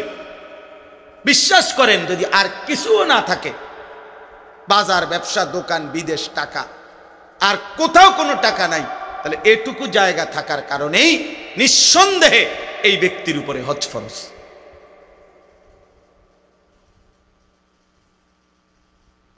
একশো ফরজ, 100 ফরজ।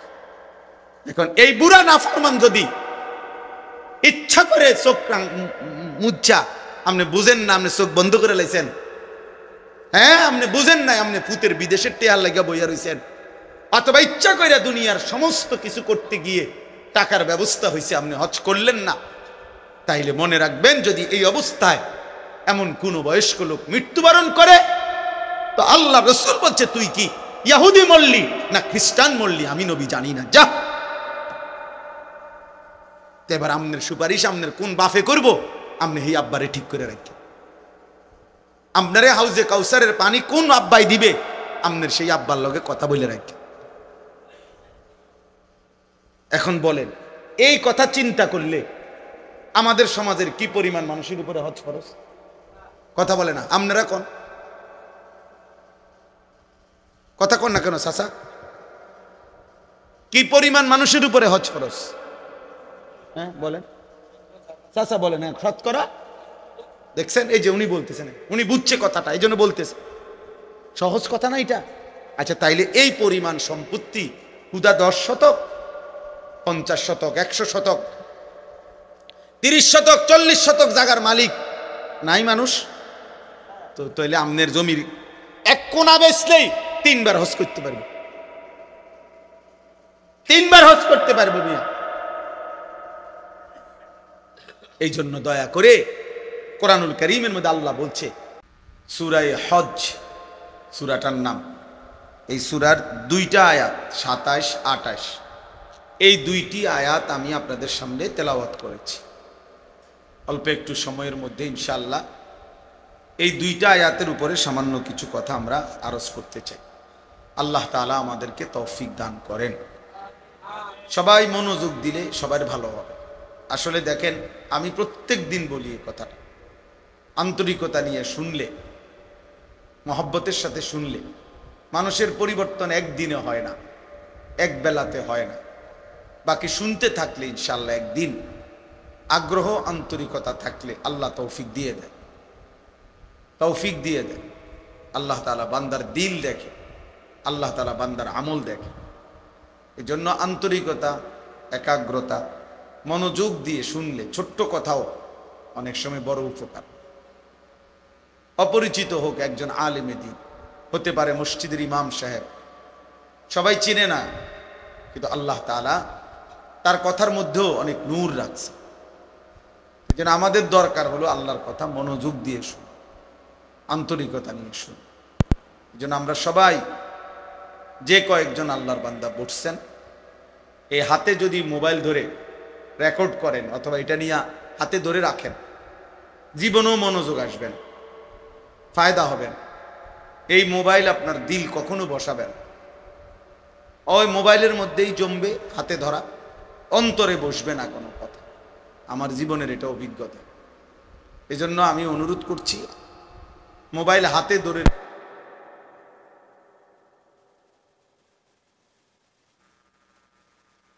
ভালো। আল্লাহ আমাদেরকে তৌফিক দান করেন। এই আয়াত দুইটা, এই দুইটি আয়াতের মধ্যে আল্লাহ তাআলা একই সাথে হজ এবং কুরবানি উভয় বিষয়ে আলোচনা করছে। এই দুই আয়াতের মধ্যে দুইটা প্রসঙ্গই অল্প কথায় মহান আল্লাহ পাক রব্বুল আলামিন আলোচনা করেছে। ইসলামের গুরুত্বপূর্ণ মৌলিক ইবাদত হজ, কুরবানি। একজন মুমিন, একজন ইমানদার এই কথাটা মনে রাখতে হবে যে ফরজ, ওয়াজিব, সুন্নতে মুআক্কাদা এই তিন আমলের ক্ষেত্রে কোনোভাবেই অলসতা করতে নাই, গাফলতি করতে নাই। এটা বাধ্যতামূলক। মুমিন মানে এই তিন আমল, যা কিছু আমার উপরে ফরজ, ওয়াজিব এবং সুন্নতে মুআক্কাদা, এগুলো কোনোভাবেই একজন মুমিন ছাড়তে পারে না। যেটা হারাম এবং যেটা মাকরুহে তাহরিমি, সেটাও কোনো মুমিন কোনো অবস্থাতেই করতে পারে না। তাহলে মুমিন মানেই তার দ্বারা ফরজ, ওয়াজিব, সুন্নতে মুআক্কাদা ছুটবে না।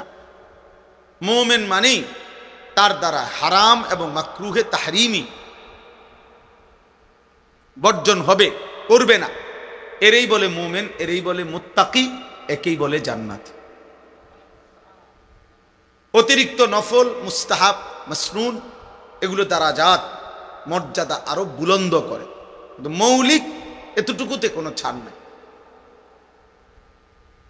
ইসলামের গুরুত্বপূর্ণ এই তিনটা ইবাদত, একটা হলো যাকাত, একটা হলো হজ, একটা হলো কুরবানি। যাকাত এবং হজ ফরজ ইবাদত, হজ এবং যাকাত, আর কুরবানি ওয়াজিব ইবাদত। তাহলে বোঝা গেল কি? বোঝা গেল হজ, যাকাত, কুরবানি এই তিন ইবাদতের ক্ষেত্রে একজন মুমিনের কোনোভাবেই গাফলতি করা, খামখেয়ালি করা উচিত না। একটা জিনিস বোঝা দরকার, ইসলামী শরীয়তের মধ্যে যেই আমলের যেই হুকুম, ওই আমলের মাসআলা জানারও সেই হুকুম।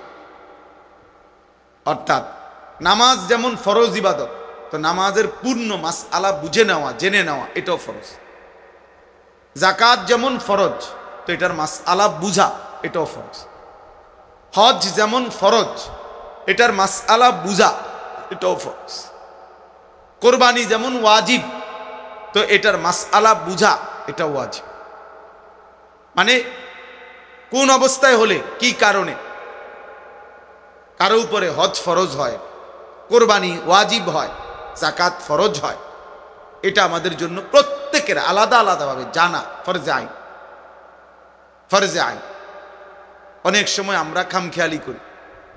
আমি স্কুলে পড়ছি, কলেজে পড়ছি, আমি সাধারণ মানুষ, আমি গ্রামের মানুষ, আমরা ছোটবেলায় পড়ালেখা করছি না, আমরা মূর্খ সুরূক্ষ মানুষ, গ্রামের মানুষ, হুজুর কোনো রকম আমরা পেটে ভাতে চলি।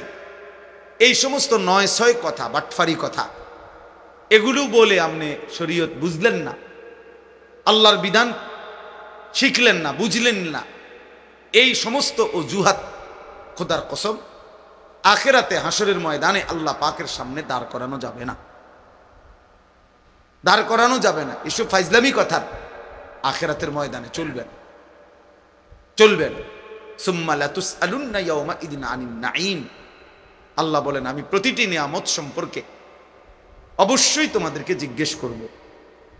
তো এক এক টাকা, এক এক সম্পদ, এক এক টাকার উপার্জন আল্লাহর নিয়ামত, আপনাকে এর জবাবদিহি করতে হবে। এই পরিমাণ টাকা, এই পরিমাণ সম্পদ থাকার কারণে আপনার উপরে হজ ফরজ হয়েছিল, আপনি কেন করলেন? কোরবানি ওয়াজিব হয়েছিল, কেন আদায় করলেন না? যাকাত ফরজ হয়েছিল, কেন করলেন না? আমি বুঝি নাই, আমি খেয়াল করি নাই, ইত্যাদি বললে বিশ্বাস করেন আখিরাতের শাস্তি থেকে মুক্তি মিলবে না। এজন্য এই 3 আমলের ক্ষেত্রে খামখেয়ালি করতে না। আমি একটা উদাহরণ দিই, তাহলে বুঝবেন। ফজরের নামাজের 2 রাকাত সুন্নত নামাজ, সুন্নতে মুআক্কাদা, মানে ফরজের আগে যে 2 রাকাত নামাজ। তা আমাদের নবী সাল্লাল্লাহু আলাইহি ওয়াসাল্লাম বলেন যে, হে আমার উম্মত, যদি তোমাদের কাউকে ঘোড়ায় পিষা ফেলে, অর্থাৎ তুমি যদি ঘোড়ার পায়ের নিচে পড়ে আহত হও, আঘাতপ্রাপ্ত হও, ঘোড়ায় তোমারে পায়ে পাড়াইছে, এত ব্যথা, এত বড় আহত হলেও যদি হও, নবীজি বলেন তবুও তুমি ফজরের 2 রাকাত সুন্নাত ছেড়ো না। তাইলে ফজরের 2 রাকাত সুন্নাত, সুন্নতে মুআক্কাদা হওয়ার কারণে নবীজি সাল্লাল্লাহু আলাইহি ওয়াসাল্লাম কি পরিমাণ গুরুত্ব দিয়েছে। আচ্ছা, কোরবানি একটা ওয়াজিব ইবাদত। তো নবীজি বলছেন, মান ওয়াজাদা সাআতান লিআন ইউদাহিয়া, যার কোরবানি করার সামর্থ্য ছিল, কোরবানি ওয়াজিব হয়েছিল, ওয়ালাম ইউদাহি, অথচ সে কোরবানি করল না, ফালা ইয়াকরাবান্না মুসাল্লানা। দেখেন, কথাটা বোঝা দরকার। আল্লাহর নবী সাল্লাল্লাহু আলাইহি সাল্লাম বলেন, ওই নাফরমান যেন আমাদের সাথে নামাজে না আসে, ও যেন আমাদের মসজিদে না আসে, ও যেন আমাদের ঈদগাহে না আসে। তাহলে কত বড় ধমক দিছে যে বেটা নাফরমান, সামর্থ্য থাকা সত্ত্বেও তুমি কোরবানির ওয়াজিব আদায় করলে না কেন? এখন আপনি যদি বলেন যে আমি বিষয়টা জানি না, আমি মাসালাই বুঝি নাই, তো এইবার তো পিঠা ছেড়ে দিব, ঠিক না? যেহেতু উনি জানে না, অতএব ফেরেশতা বলবে না ওনারা ছেড়ে দাও, নাকি? তাইলে বলে। আচ্ছা, এবার আপনি দেখেন হজ। রাসূলুল্লাহ সাল্লাল্লাহু আলাইহি ওয়াসাল্লাম স্পষ্ট হাদিসের মধ্যে বলছেন, মান মালাকা যাদান ওয়া রাহিলাতান তুবাল্লিগুহু ইলা বাইতিল্লাহ,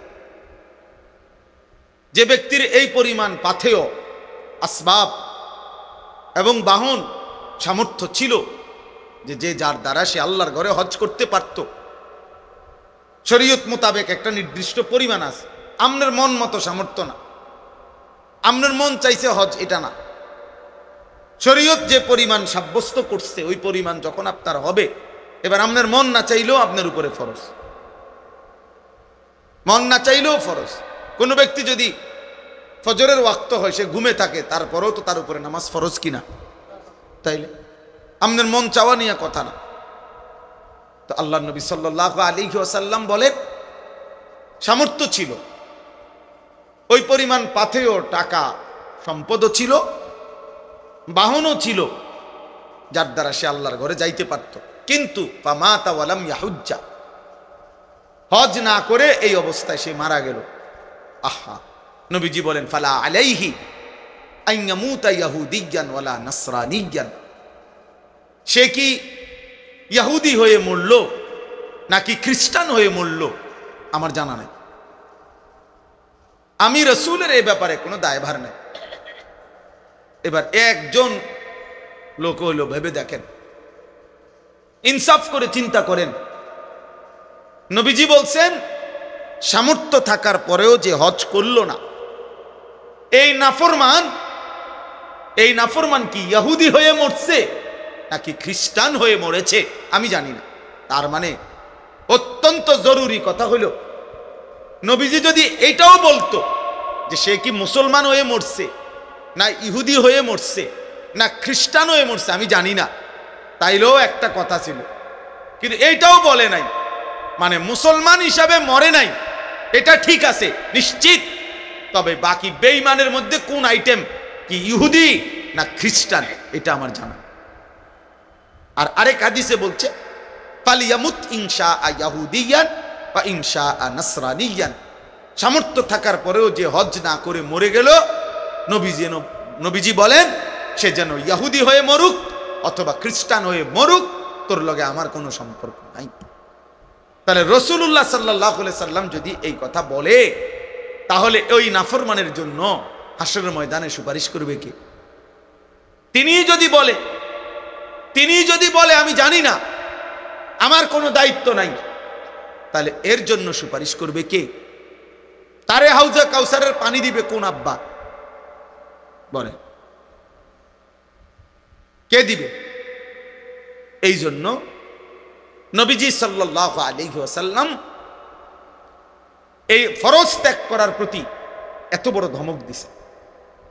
হাদিস শুনেন, আল্লাহর নবী সাল্লাল্লাহু আলাইহি ওয়াসাল্লাম বলছেন, যার উপরে যাকাত ফরজ হলো অথচ সে ফালাম ইউআদ্দি যাকাতাহু, সে তার যাকাত আদায় করে নাই, আল্লাহর নবী সাল্লাল্লাহু আলাইহি সাল্লাম বলেন তার জমানো সমস্ত সম্পদ কিয়ামতের দিন বিষধর দুই মুখ সাপের আকৃতি ধারণ করবে এবং তার সমস্ত দেহের মধ্যে ওই সাপ তাকে পেঁচাইয়া ওই দুই মুখ দুই গালের মধ্যে রেখে, এই সাপ, খোদার কসম বুখারী মুসলিমের হাদিস, এই নাফরমানের দুই গালের মধ্যে বিষধর কালো টাক মাথা বিশিষ্ট সাপ তারে কামড়াইতে থাকবে, ঠোকরাইতে থাকবে আর বলবে, বেঈমান, আমি তোর জমানো সম্পদ যা তুমি যাকাত দাও নাই।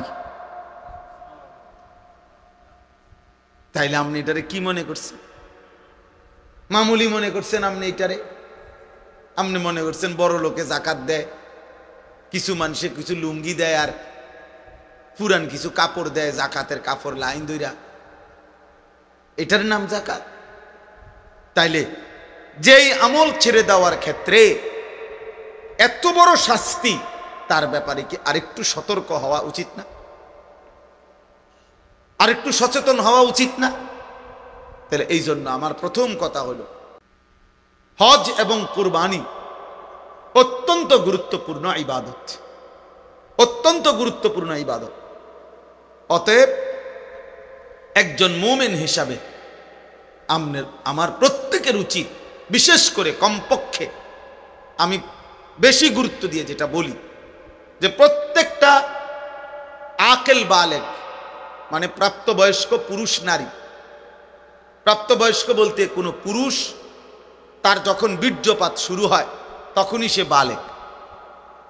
তাহলে 14 বছরের পরে 15 বছরের ভিতরে কোনো ছেলে বালেগ হয়, আর কোনো মেয়ে মাসিক ঋতুস্রাব তখন তার শুরু হয়, তখন থেকেই সে বালেগ।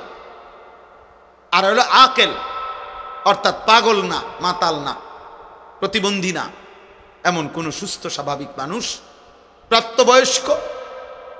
এবার যদি সে বিবাহিত হোক অথবা অবিবাহিত হোক, সে বিদেশ থাকুক অথবা দেশে থাকুক, সে একত্রে সংসারে থাকুক অথবা ভিন্ন ভিন্ন থাকুক, যদি এই বয়সী পুরুষ কিংবা নারী, ছেলে কিংবা মেয়ে উপার্জন করে, কামাই রোজগারি করে, এমন প্রত্যেকের উচিত একজন আলেমে দ্বীনের কাছে এটা জেনে নেওয়া যে হুজুর, আমার টাকা পয়সা সম্পদ ব্যাংক ব্যালেন্স এই আছে, আপনি আমারে হিসাব কইরা বলে দেন আমার উপরে যাকাত ফরজ কিনা, হজ ফরজ কিনা, কোরবানি ওয়াজিব কিনা।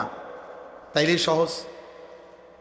প্রত্যেকে যদি নিজ নিজ দায়িত্বে আন্তরিকভাবে পুরুষ নারী এই বিষয়টা গুরুত্ব দেয়, সহজ, প্রত্যেকের জন্য আখিরাত সহজ হয়ে গেল। আমি যদি ইচ্ছা করে, আমি সব সময় বলি, চোখ বন্ধ করলেই ঝড় থামে না, অর্থাৎ ঝড় তুফান আসতেছে, কেউ যদি বলে চোখ বন্ধ কইরা কই না, যেহেতু আমি দেখি না তাহলে তুফান হয় না, বুঝি আপনি দেখেন না দিকে তুফান হয় না, আপনি চোখ ইচ্ছা করে বন্ধ করে রাখছেন দেখে না তুফান দেখেন, তুফান তো হইতেছে। তাহলে আপনি যদি বলেন আমি বুঝি না, তাই এতেই শরীয়তের মাসআলা আপনার থেকে রহিত হয়ে যাবে নাকি? কথা বলেন না কেন?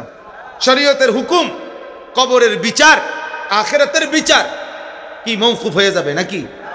পুলিশের বহু আইন ট্রাফিকের বহু আইন, ট্রাফিকের আমি জানি না, কিন্তু আমগরে যে ঢাকা চিটাগাং চলতে গাড়ি পুলিশ ধরে, বলে বুঝেন না আমার কথাটা, যে এটার এই সমস্যা, এটার এই সমস্যা। তাই আমি যদি বলি যে ভাই আমি তো আপনার এই সমস্ত আইন জানি না, তো হে আমার আপনি যেহেতু জানেন না তা আপনি জানগা, কথা বলেন না কেন? তাহলে আপনি জানেন না কেন, এটা আপনার সমস্যা। এই জন্য আমাদের সমাজে এটা নিয়ে খুব গাফলতি। কিছু দান সদকা, একটা ফ্যান দিলেন, 2 কাতার টাইলস দিলেন, কোনোখানে 5,000 টাকা দিলেন, এটা একটা দান, এটা সাদাকা। কিন্তু হজ, যাকাত, কুরবানি এটা ফরজ ওয়াজিব, এটা ভিন্ন বিষয়। আপনার ওই 5,000 টাকা দিয়া 10,000 টাকা দিয়া চাইেন এটা আদায় হয়ে গেছে, এটা মনে করবেন না, এটা পৃথক আমল, গুরুত্বপূর্ণ, ফরজ ওয়াজিব। এক্ষেত্রে গাফলতি করা কোনোভাবেই উচিত। আমাদের সমাজে এই হজ এবং কোরবানির ক্ষেত্রে সীমাহীন গাফলতি। কিছু মানুষ বাংলাদেশ থেকে হজে গেছে, মনে করেন যাচ্ছে, আমরাও যাবো ইনশাআল্লাহ, আল্লাহ চাহে তো 28 তারিখ আমার ফ্লাইট। তো কিছু মানুষ মনে করেন 80,000 মানুষ এই বছর বাংলাদেশ থেকে মনে করেন হজে যাচ্ছে। তো সারা বাংলাদেশ থেকে কিছু মানুষ হজে গেলেই হজের হুকুম আদায় হয়ে গেছে, বিষয়টা তো এটা না। এটা তো জানাজার নামাজ না। তাইলে যার উপরে হজ ফরজ তাকে বুঝে শুনে, তারে জেনে হজ করতে হবে। আমাদের সমাজে আমরা হজটাকে বানায় নিছি অবসরকালীন আমল অথবা আমার মনের চাহিদার আমল। অর্থাৎ ছেলে সব বিদেশ কিংবা দেশে কোনো কামে লাগাইছে, মেয়ে বিয়ে দিছে, বিল্ডিং করছে, জমি কিনার টার্গেট, জমি কিনছে, 14 গোষ্ঠীর যত কাম শেষ। এখন বুড়া হইয়া গিরাগাড়ি জোরাজারি ছেড়ে দিছে, অসল বুড়া। এইবার সে মনে মনে আশা করে রাখছে যদি ফুতে বিদেশতে টিয়া ফাটাইয়া দয়া কইরা যদি হজ করায় তাইলে হেবড়া হজ করব, আর নাই তো ওনার উপরে হজ। আহা, অথচ এই মিয়া গত 50 বছরে 3টা ছেলে বিদেশ পাঠাইতে গিয়া 3বারও 36 লাখ টাকা ব্যবস্থা করছে। বাড়ি জমি কিনতে, বিল্ডিং করতে সব মিলাইয়া 30 লাখ 40 লক্ষ টাকা খরচ করছে। রাস্তার লগে জমি কিনছে, সব ব্যবস্থা করছে।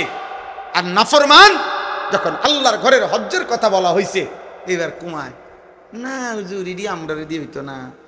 আচ্ছা যাক, যদি আল্লাহ ফুতের আল্লাহ লোয়ায়, ফুতে যদি দয়া করে পাঠায়, হ্যাঁ তাইলে গেলাম, নাইলে আর কি করার আছে, এতেই শেষ হয়ে যাবে আখিরাত। আচ্ছা আমি একটা উদাহরণ দিই, এই রাতে এত লম্বা মাসআলা বলা সম্ভব না। আমি একটা উদাহরণ দিলে আপনি মিলাইবে সহজ। একটা উদাহরণ শুধু বলি, স্পষ্ট কিতাবের মধ্যে আছে, আমি নিজে পড়ছি। কোন ব্যক্তির মনে করেন তার বসত ভিটা ছাড়া, মানে যে গ্রামে থাকে এইটা বাদ দিয়া খেতে বাজারে যেখানেই হোক তার মনে করেন 10 শতক জায়গা আছে। কথার কথা 8 শতক 10 শতক জায়গা আছে, শুধু এর দূর। এখান থেকে যদি কিছু অংশ জায়গা বিক্রি করে 3 শতক 4 শতক, তাহলে হজের টাকা এবং হজের সময়কালীন পরিবারের স্বাভাবিক খরচের টাকা ব্যবস্থা হবে। আর ফিরে আসবার পরে বাকি যে দূর জমি আছে ওই বাকিটা, ওইটা দিয়েই ইচ্ছা করলে তার সংসার চলবে। কথা বুঝছেন কিনা? এই অবস্থায় আমি একটা আরো ভাঙ্গা বলি, মনে করেন 10 শতক জমির মধ্যে তো হজের টাকা হইল সর্বোচ্চ ভালো মিডিয়াম মানেও যদি কেউ প্যাকেজে হজে যায় 6.5 লাখ টাকায় যথেষ্ট। এখন তো 6.5 লক্ষ টাকা, আর মনে করেন 1.5 মাস বউ বাচ্চা পরিবার সংসার চলতে গিয়া ধরেন আরো 1.5 লাখ টাকা, তো কত হইল? 8 লাখ টাকা। আপনি ধরেন একের 10 লাখ টাকা, ঠিক আছে নি? তো 10 লক্ষ টাকা, তো মনে করেন এই 3 শতক জমির দাম হইল 9-10 লাখ টাকা, 3 লাখ টাকা করে শতক, আমি ধরলাম আর কি। আচ্ছা, আর বাকি 7 শতক 6 শতক জমি যেটা আছে এইটা দিয়ে ইচ্ছা করলে তার সংসার আইসা চলবে। তাহলে এই লোকের কাছে আর ব্যাংকে কোনো টাকা নাই, এই লোকের কোনো ব্যবসা নাই, এই লোকের কোনো ফুদ বিদেশে নাই, এবার আর কোনো জমা টাকা নাই, কিচ্ছু নাই, শুধু বাড়িটা আর ওই জমিটা আছে, এদ্দুর জমি আছে, যে এদ্দুর জমির কিছু অংশ বিক্রি করলে হজের টাকা হবে, সংসারের টাকা হবে ওই কয়দিনের, 1.5 মাসের।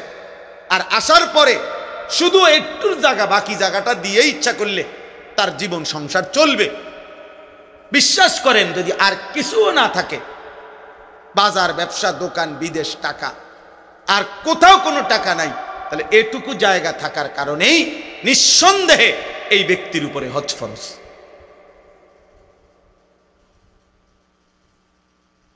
একশো ফরজ, 100 ফরজ।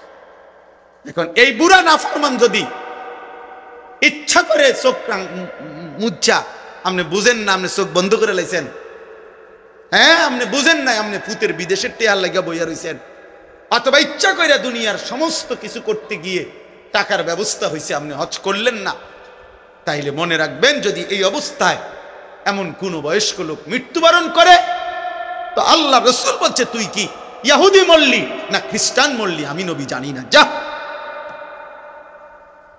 এবার আমনের সুপারিশ আমনের কোন বাফে করব, আপনি এই আব্বারে ঠিক করে রাখেন। আপনারে হাউজে কাউসারের পানি কোন আব্বাই দিবে, আমনের সেই আব্বার লগে কথা বলে রাখেন। এখন বলেন, এই কথা চিন্তা করলে আমাদের সমাজের কি পরিমাণ মানুষের উপরে হজ ফরজ? কথা বলে না, আপনারা কোন কথা কোন না কেন চাচা, কি পরিমাণ মানুষের উপরে হজ ফরজ? হ্যাঁ বলেন চাচা, বলেন। হ্যাঁ, শতকরা। দেখছেন, এই যে উনি বলতেছেন, উনি বুঝছে কথাটা, এই জন্য বলতেছে, সহজ কথা না এটা। আচ্ছা, তাইলে এই পরিমাণ সম্পত্তি, হুদা 10 শতক, 50 শতক, 100 শতক, 30 শতক, 40 শতক জায়গার মালিক নাই মানুষ, তো তাইলে আমনের জমির এক কোনা বেচলেই 3 বার হজ করতে পারবে, 3 বার হজ করতে পারবে মিয়া। এই জন্য দয়া করে কোরআনুল কারীমের মধ্যে আল্লাহ বলছে, ওমান কাফারা ফা ইন্নাল্লাহা গানিয়্যুন আনিল আলামিন। আল্লাহ বলছে, যে হজ করতে অস্বীকার করে, হজকে যে অবমূল্যায়ন, এই হজের আয়াতের পরে এটা, মানে এটা হজের আয়াতের সাথে, ওয়ালিল্লাহি আলান নাসি হিজ্জুল বাইতি মান ইসতাতাআ ইলাইহি সাবিলা। আল্লাহ বলে, যাকে আমি সামর্থ্য দিয়েছিলাম তার উপরে আমি আল্লাহ আমার সন্তুষ্টির জন্য আমার ঘরের হজ ফরজ করলাম। ওমান কাফারা, যে প্রত্যাখ্যান করলো, করবে না, আল্লাহ বলেন ফা ইন্নাল্লাহা গানিয়্যুন আনিল আলামিন। এমন নাফরমান যদি সারা পৃথিবীর সবাই হয়, আমি কারো মুখাপেক্ষী না, আমি আল্লাহ আল্লাহই, আমি সকলকেই শাস্তি দেব, সকলকেই শাস্তি দেব। তাইলে এই বাংলাদেশে একবার একজন নামধারী এক ব্যক্তি, মনে আছে কিনা, বিগত ফ্যাসিস্টের আমলে এক জালেম ক্ষমতার সামান্য কিছু পেয়ে অহংকার করে আল্লাহর ঘরের এই পবিত্র হজকে অবজ্ঞা করেছিল, বিদ্রুপ করেছিল বাংলাদেশে। ওই নাফরমানের নাম এখন আর কোন পৃথিবীর কেউ নেয় না, কেউ থুতুও মারে না, কেউ ফিরেও চায় না, ফিরেও চায়। এই জন্য আল্লাহ বলছে, ওমান কাফারা ফা ইন্নাল্লাহা গানিয়্যুন আনিল আলামিন।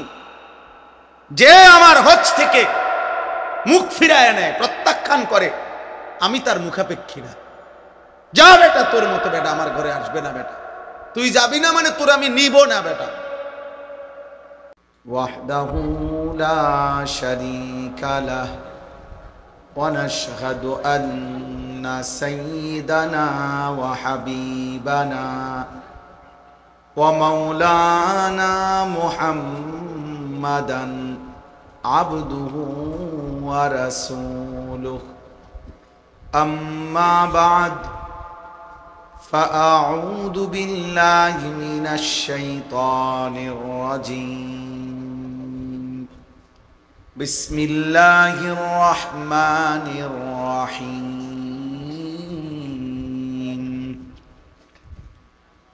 وأذن في নাসি বিল হাজ্জি ইয়াতুকা রিজালান ওয়া আলা কুল্লি দামিরিন ইয়াতিনা মিন কুল্লি ফাজ্জিন আমিক ليشهدوا منافع لهم ويذكروا اسم الله في أيام معلومات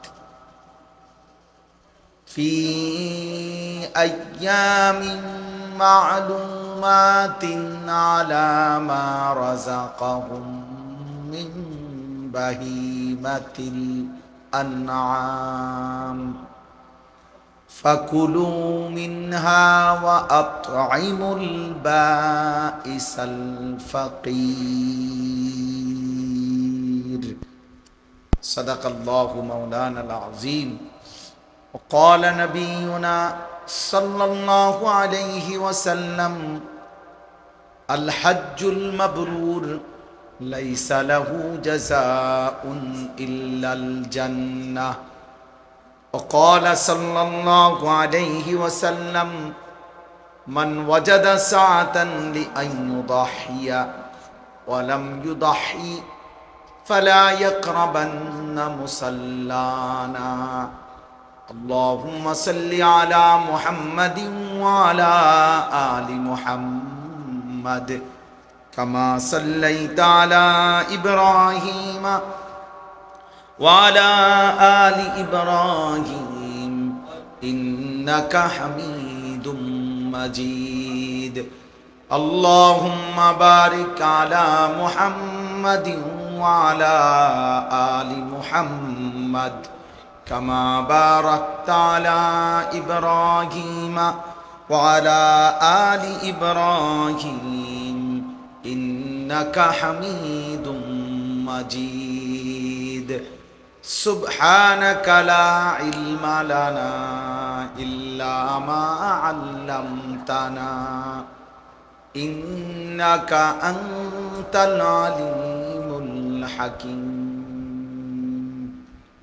الحمد لله আল্লাহ পাক রব্বুল ইজ্জত জুল জালাল ওয়াল ইকরামের ফজল কারাম রব্বুল আলামিনের ইহসান মেহেরবানি দয়া আল্লাহ তাআলা আমাদেরকে আজ 13 মে 2025 রোজ মঙ্গলবার বিবারিয়া জেলা নবীনগর উপজেলাধীন ভোলাচং নতুন বাজার সংলগ্ন ভোলাচং নূরে মদিনা তাহফিজুল কোরআন মডেল মাদ্রাসার শুভ উদ্বোধন উপলক্ষে ওয়াজ ও দোয়ার মাহফিলে আল্লাহ তাআলাই আমাদেরকে আসবার বসবার আল্লাহর জন্যই জমা হওয়ার তৌফিক দান করেছেন এজন্য সকলেই বলি আলহামদুলিল্লাহ। প্রিয় ভাই হযরত মাওলানা রায়হান উদ্দিন আনসারী দামাত বারাকাতুহুল আলিয়া আপনাদের মাঝে লম্বা সময় বয়ান করেছেন। আমি সবার কাছে অনুরোধ করছি, বিশেষ করে ছোট বড় এই যে ছোট বাচ্চা যেগুলো এগুলোর থামান, আপনারা যার যার পাশে ছোট বাচ্চা আছে মেহেরবানি করে ওদেরকে মাদ্রাসার কোনো উস্তাদও যদি থাকেন জিম্মাদারির সাথে বাচ্চাদেরকে বসান। বাচ্চারা যদি নিচে অন্ধকার, মা বোন কিছু মহিলা খুব সম্ভব বসছে, আমি উঠতে দেখছি ওই জায়গাটা অন্ধকার। এখন এই ছোট বাচ্চা যদি নিজে নিজে উঠানামা করে তো যে কোনো সময় পেরেশানি হয়ে যাবে। এই জন্য মাদ্রাসার কোনো উস্তাদকে বলতেছি, মেহেরবানি করে আপনি দয়া করে আপনাদের এই ছোট বাচ্চাদের দিকে শুধু আলাদা নজর করেন। যে কয়েকজন যুবক ভাই ছেলেরা সবাই বসছেন, বাবারা বসছেন, আমরা সবাই মিলে অল্প একটু সময়, রাত অনেক হয়েছে, আমি ব্যক্তিগতভাবে আসার পথে আমার গাড়িটা ডিস্টার্ব করছে, গাড়ি হঠাৎ বন্ধ হয়ে গেছে স্টার্ট।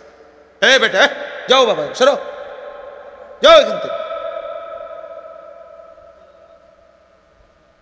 উস্তাদ কোথায়? বললাম না মাদ্রাসার শিক্ষক কোথায় ভাই? মাদ্রাসার উস্তাদকে বলেন, আপনি জিম্মাদারি আদায় করেন, আপনি এখানে কাছে থাকেন।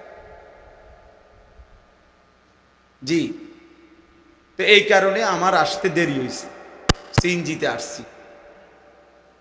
আলহামদুলিল্লাহ, আপনারা আল্লাহর কথা শুনছেন। কোরআনুল কারীমের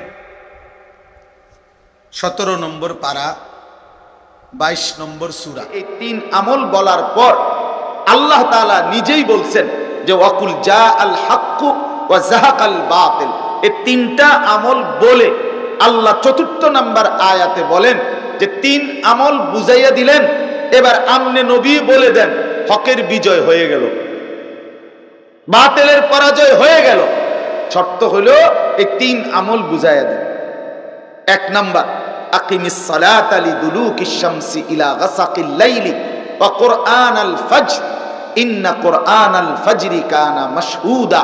এই 1 নাম্বার হলো 5 ওয়াক্ত নামাজ, বিশেষ করে ফজরের নামাজ। এইভাবে কোরআনের আয়াত, কোরআন যেভাবে বলছে এভাবেই বললাম। 4 ওয়াক্ত নামাজ, জোহর, আসর, মাগরিব, এশা, এবং বিশেষভাবে বিশেষভাবে বিশেষভাবে ফজরের নামাজ। আল্লাহ তাআলা বলেন, আমি ব্যাখ্যা করছি না, শুধু মূল কথাটা বুঝাইলাম।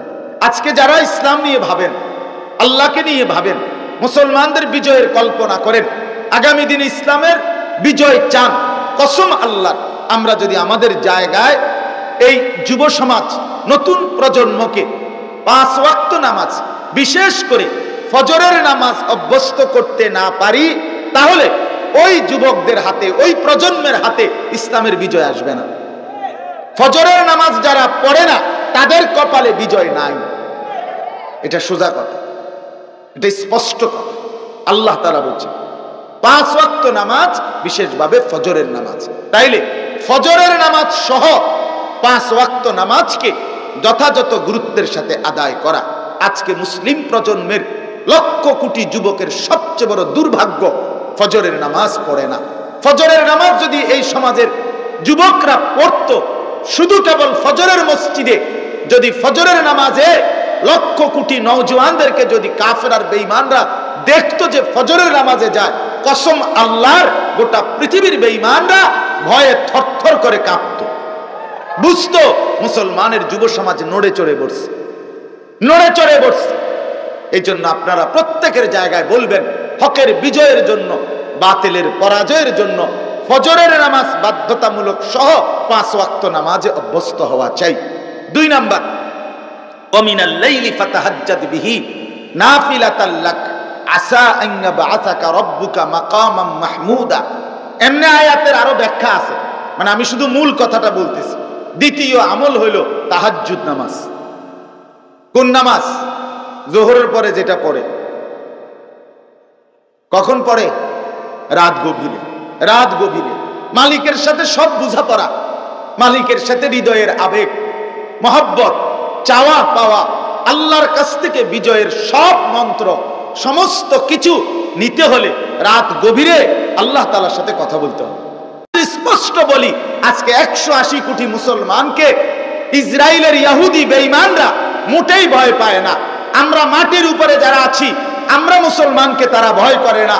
ওই মাটির নিচে মাত্র 20-25 হাজার হামাস মুসলিম মুজাহিদ যখন আল্লাহকে সাক্ষী রেখে নিজেদের জীবন বিলিয়ে দেওয়ার জন্য বুক টান করে দাঁড়াইছে, গোটা ইউরোপ এবং ইসরায়েলের সমস্ত কুত্তারা ভয় পায় শুধু মুজাহিদদেরকে, আর কাউরে ভয় পায় না। মিয়া আমগরে 2 পয়সাও মূল্যায় না, মূলায় শুধু অগরে খুঁজতেছে মাটির তলে যারা তাগরে বলছে, ঘোষণা দিছে মাটির তলে একবারে ডুবাইয়া ফেলবে, ধ্বংস করে ফেলবে। আমি বলি মুজাহিদরা যেন মাটির তলের থেকে হাসতে হাসতে বলে, তুই আমগরে মাটির লগে মিশাইবি কি? আমরা থাকি তো মাটির তলে, বোঝেন না? আমরা থাকি তো মাটির নিচে, আমার মাটির তলে মিশাইবি কি বেটা? আমি তো মিশেন নেই, আমি তো নিচেই আছি। এই জন্য মূলত আল্লাহ তাআলা ওয়াদা দিছেন 5 ওয়াক্ত নামাজ, বিশেষ করে ফজরের নামাজ, এই 1 আমল। 2 তাহাজ্জুদ নামাজ। 3 আল্লাহর কাছে বেশি বেশি দোয়া।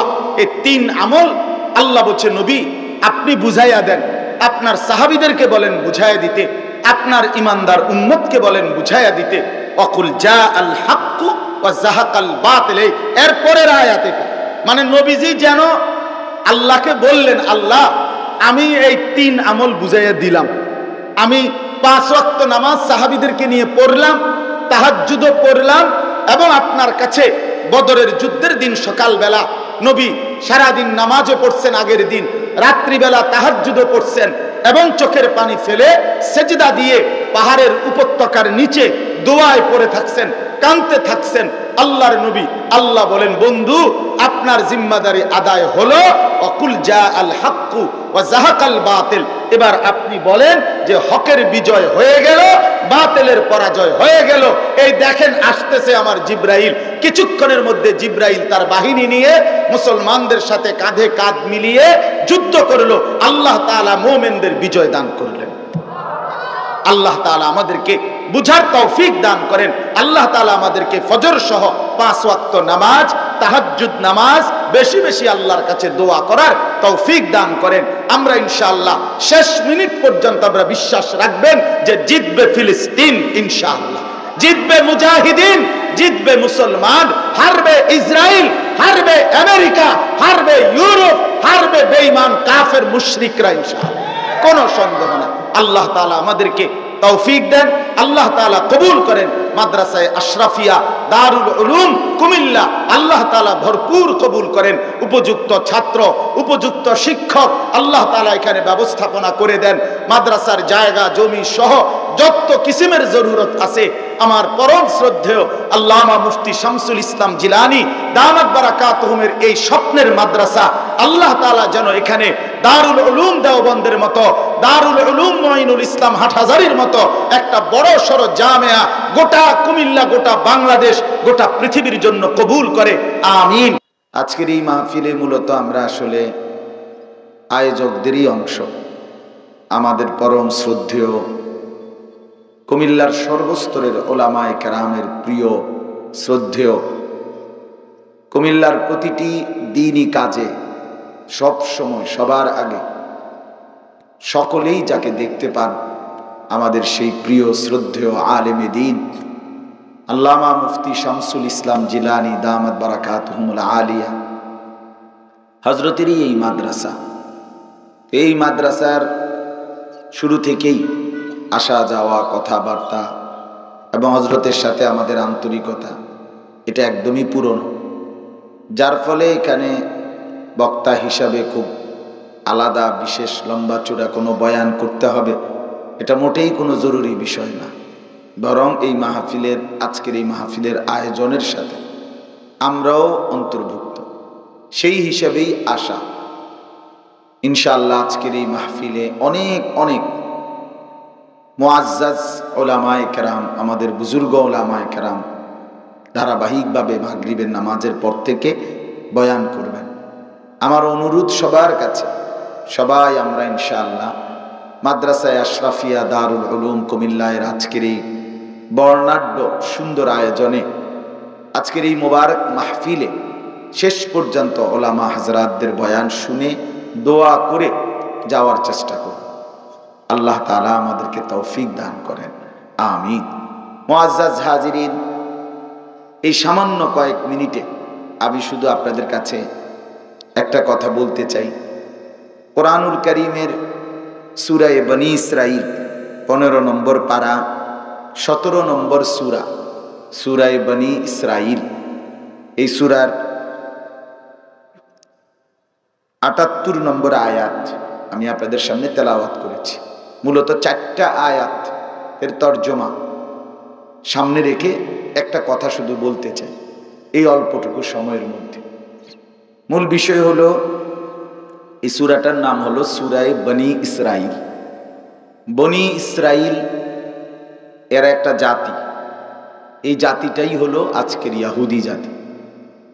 আজকে গোটা পৃথিবীতে 180 কোটি মুসলমান কিংবা তার চাইতে বেশি কম, এবং সারা পৃথিবীর 57টি মুসলিম রাষ্ট্রের সবচেয়ে বড় দুশ্মন যে জালেম, তারাই হলো ইহুদি। এই ইহুদিদেরই মূল বংশ বনী ইসরাঈল।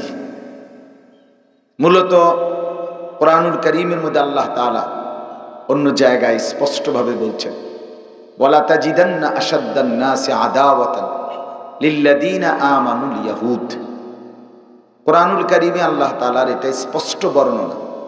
আল্লাহ তাআলা বলেন, সর্বযুগে সর্বসময় তোমাদের ঈমানদারদের বিরোধিতায় সবচেয়ে কঠোর বিরোধী হিসাবে তোমরা দেখবে যাদেরকে, তারা হলো ইয়াহুদি। একেবারে সরাসরি শব্দ কোরআন, আল ইয়াহুদ। আল্লাহ তাআলা বলেন ইয়াহুদিরাই হবে মুমিনদের, ঈমানদারদের সর্বযুগে সবচেয়ে কঠোর শত্রু, বিরোধিতাকারী। তা আজকে আমরা গোটা পৃথিবী এটাই দেখতেছি যে ইসরায়েলের ইয়াহুদিরা মুসলমানদের নিশ্চিহ্ন করে দেয়ার ষড়যন্ত্র এবং জুলুম এবং অত্যাচারে লিপ্ত। কিন্তু প্রশ্ন হলো, আমাদের জন্য মুমিনদের বিজয়, আল্লাহর দ্বীনের বিজয়, কালেমার বিজয়, মুসলমানদের বিজয়, সেটা কি হবে না? তো আল্লাহ তাআলা কোরআনুল কারীমের মধ্যে অসংখ্য অগণিত আয়াত, বারবার বিভিন্ন জায়গায় কোরআনুল কারীমে আল্লাহ তাআলা মুমিনের বিজয়ের ওয়াদাও করেছেন এবং বিজয়ের দিক নির্দেশনা, রোডম্যাপ, তাও আল্লাহ বলেছেন। দুর্ভাগ্য হলো আমরা কামনা তো করি কিন্তু সেই পথে হাঁটতে চাই না। এমনি চাই সবাই ইসলাম বিজয়ী হোক, কালেমার বিজয় হোক, মুসলমান সারা পৃথিবীতে নিরাপদ থাকুক, সারা পৃথিবীতে ইসলামের জয় জয়কার হোক, এটা আমরা প্রত্যেকেই চাই।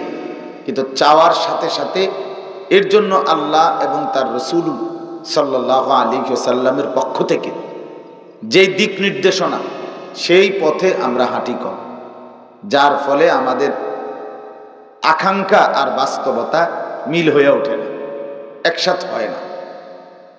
তো কোরআনুল কারীমের মধ্যে দুইটা কথা গুরুত্বপূর্ণ আছে।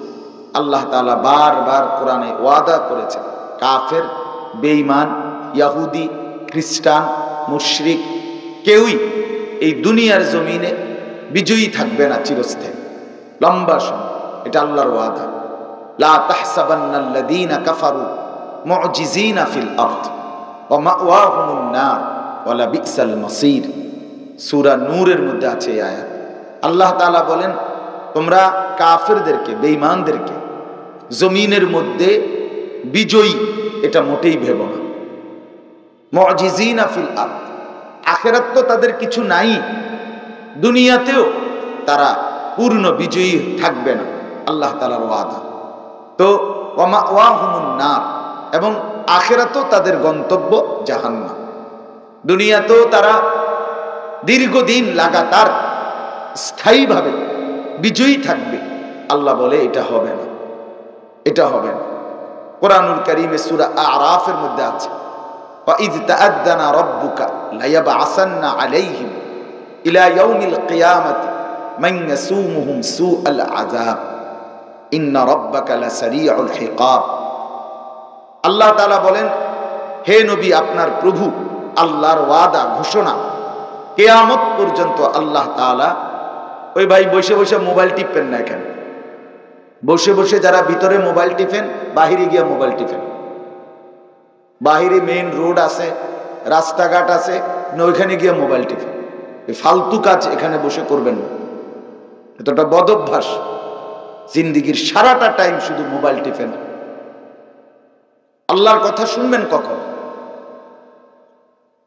ও আজ মাঝে মাঝে মাথা আলগি দেয়, আসেনি হুজুর, হুজুর নিয়ে এবার গেছে গা, পাগলামি করেন।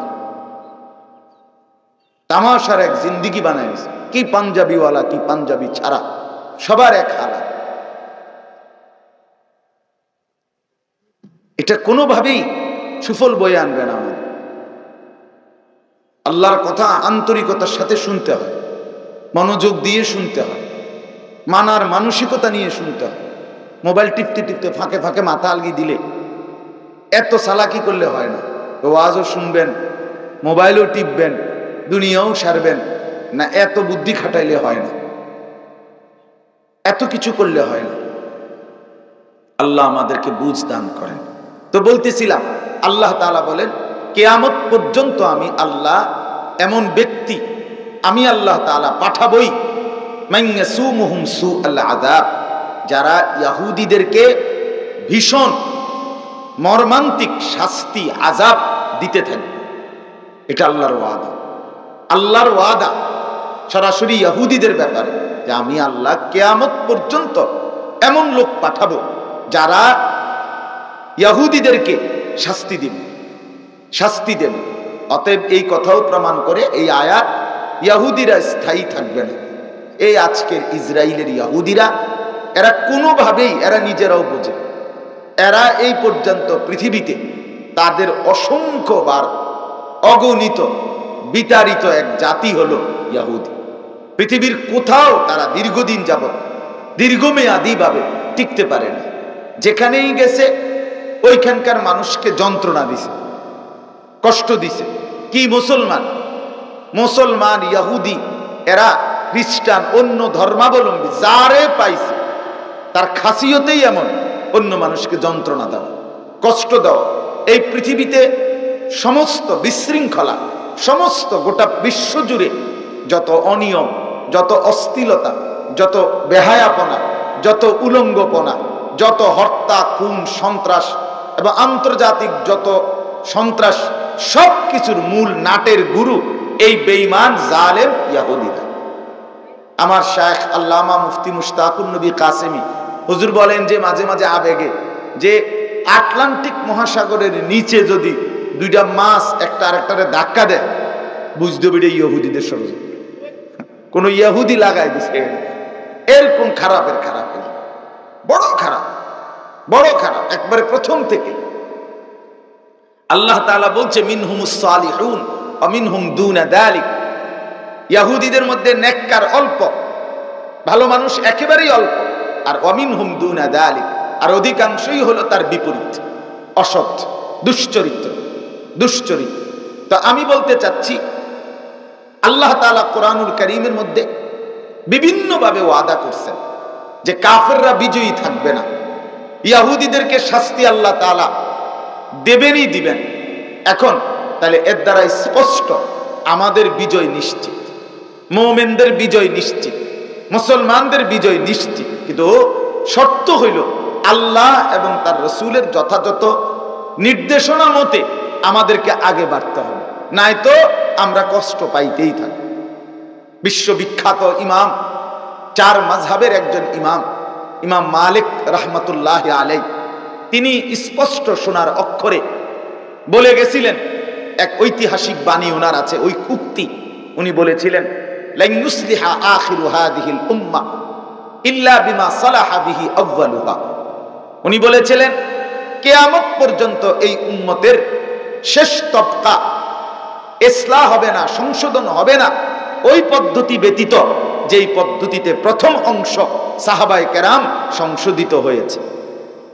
সাহাবায়ে কেরাম যেভাবে জিন্দেগি গড়েছেন, সাহাবায়ে কেরাম যেভাবে ইসলামকে বিজয়ী করেছেন, সাহাবায়ে কেরাম যেভাবে সমকালীন পরাশক্তির বিরুদ্ধে তারা বিজয় লাভ করছেন, তাদের সেই একই পদ্ধতি, ওই পদ্ধতি ছাড়া ভিন্ন স্টাইলে মুসলমানদের বিজয় সংশোধন কিয়ামত পর্যন্ত হবে না। এটা ইমাম মালিকের কথা, উনি স্পষ্ট বলে গেছেন। এটাই আমাদের জন্য চিরন্তন কথা।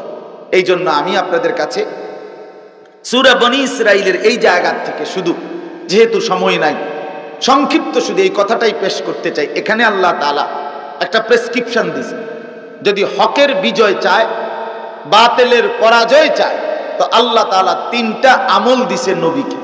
এই তিন আমলে সকলেই যেন অভ্যস্ত হয়। এরপরে আল্লাহ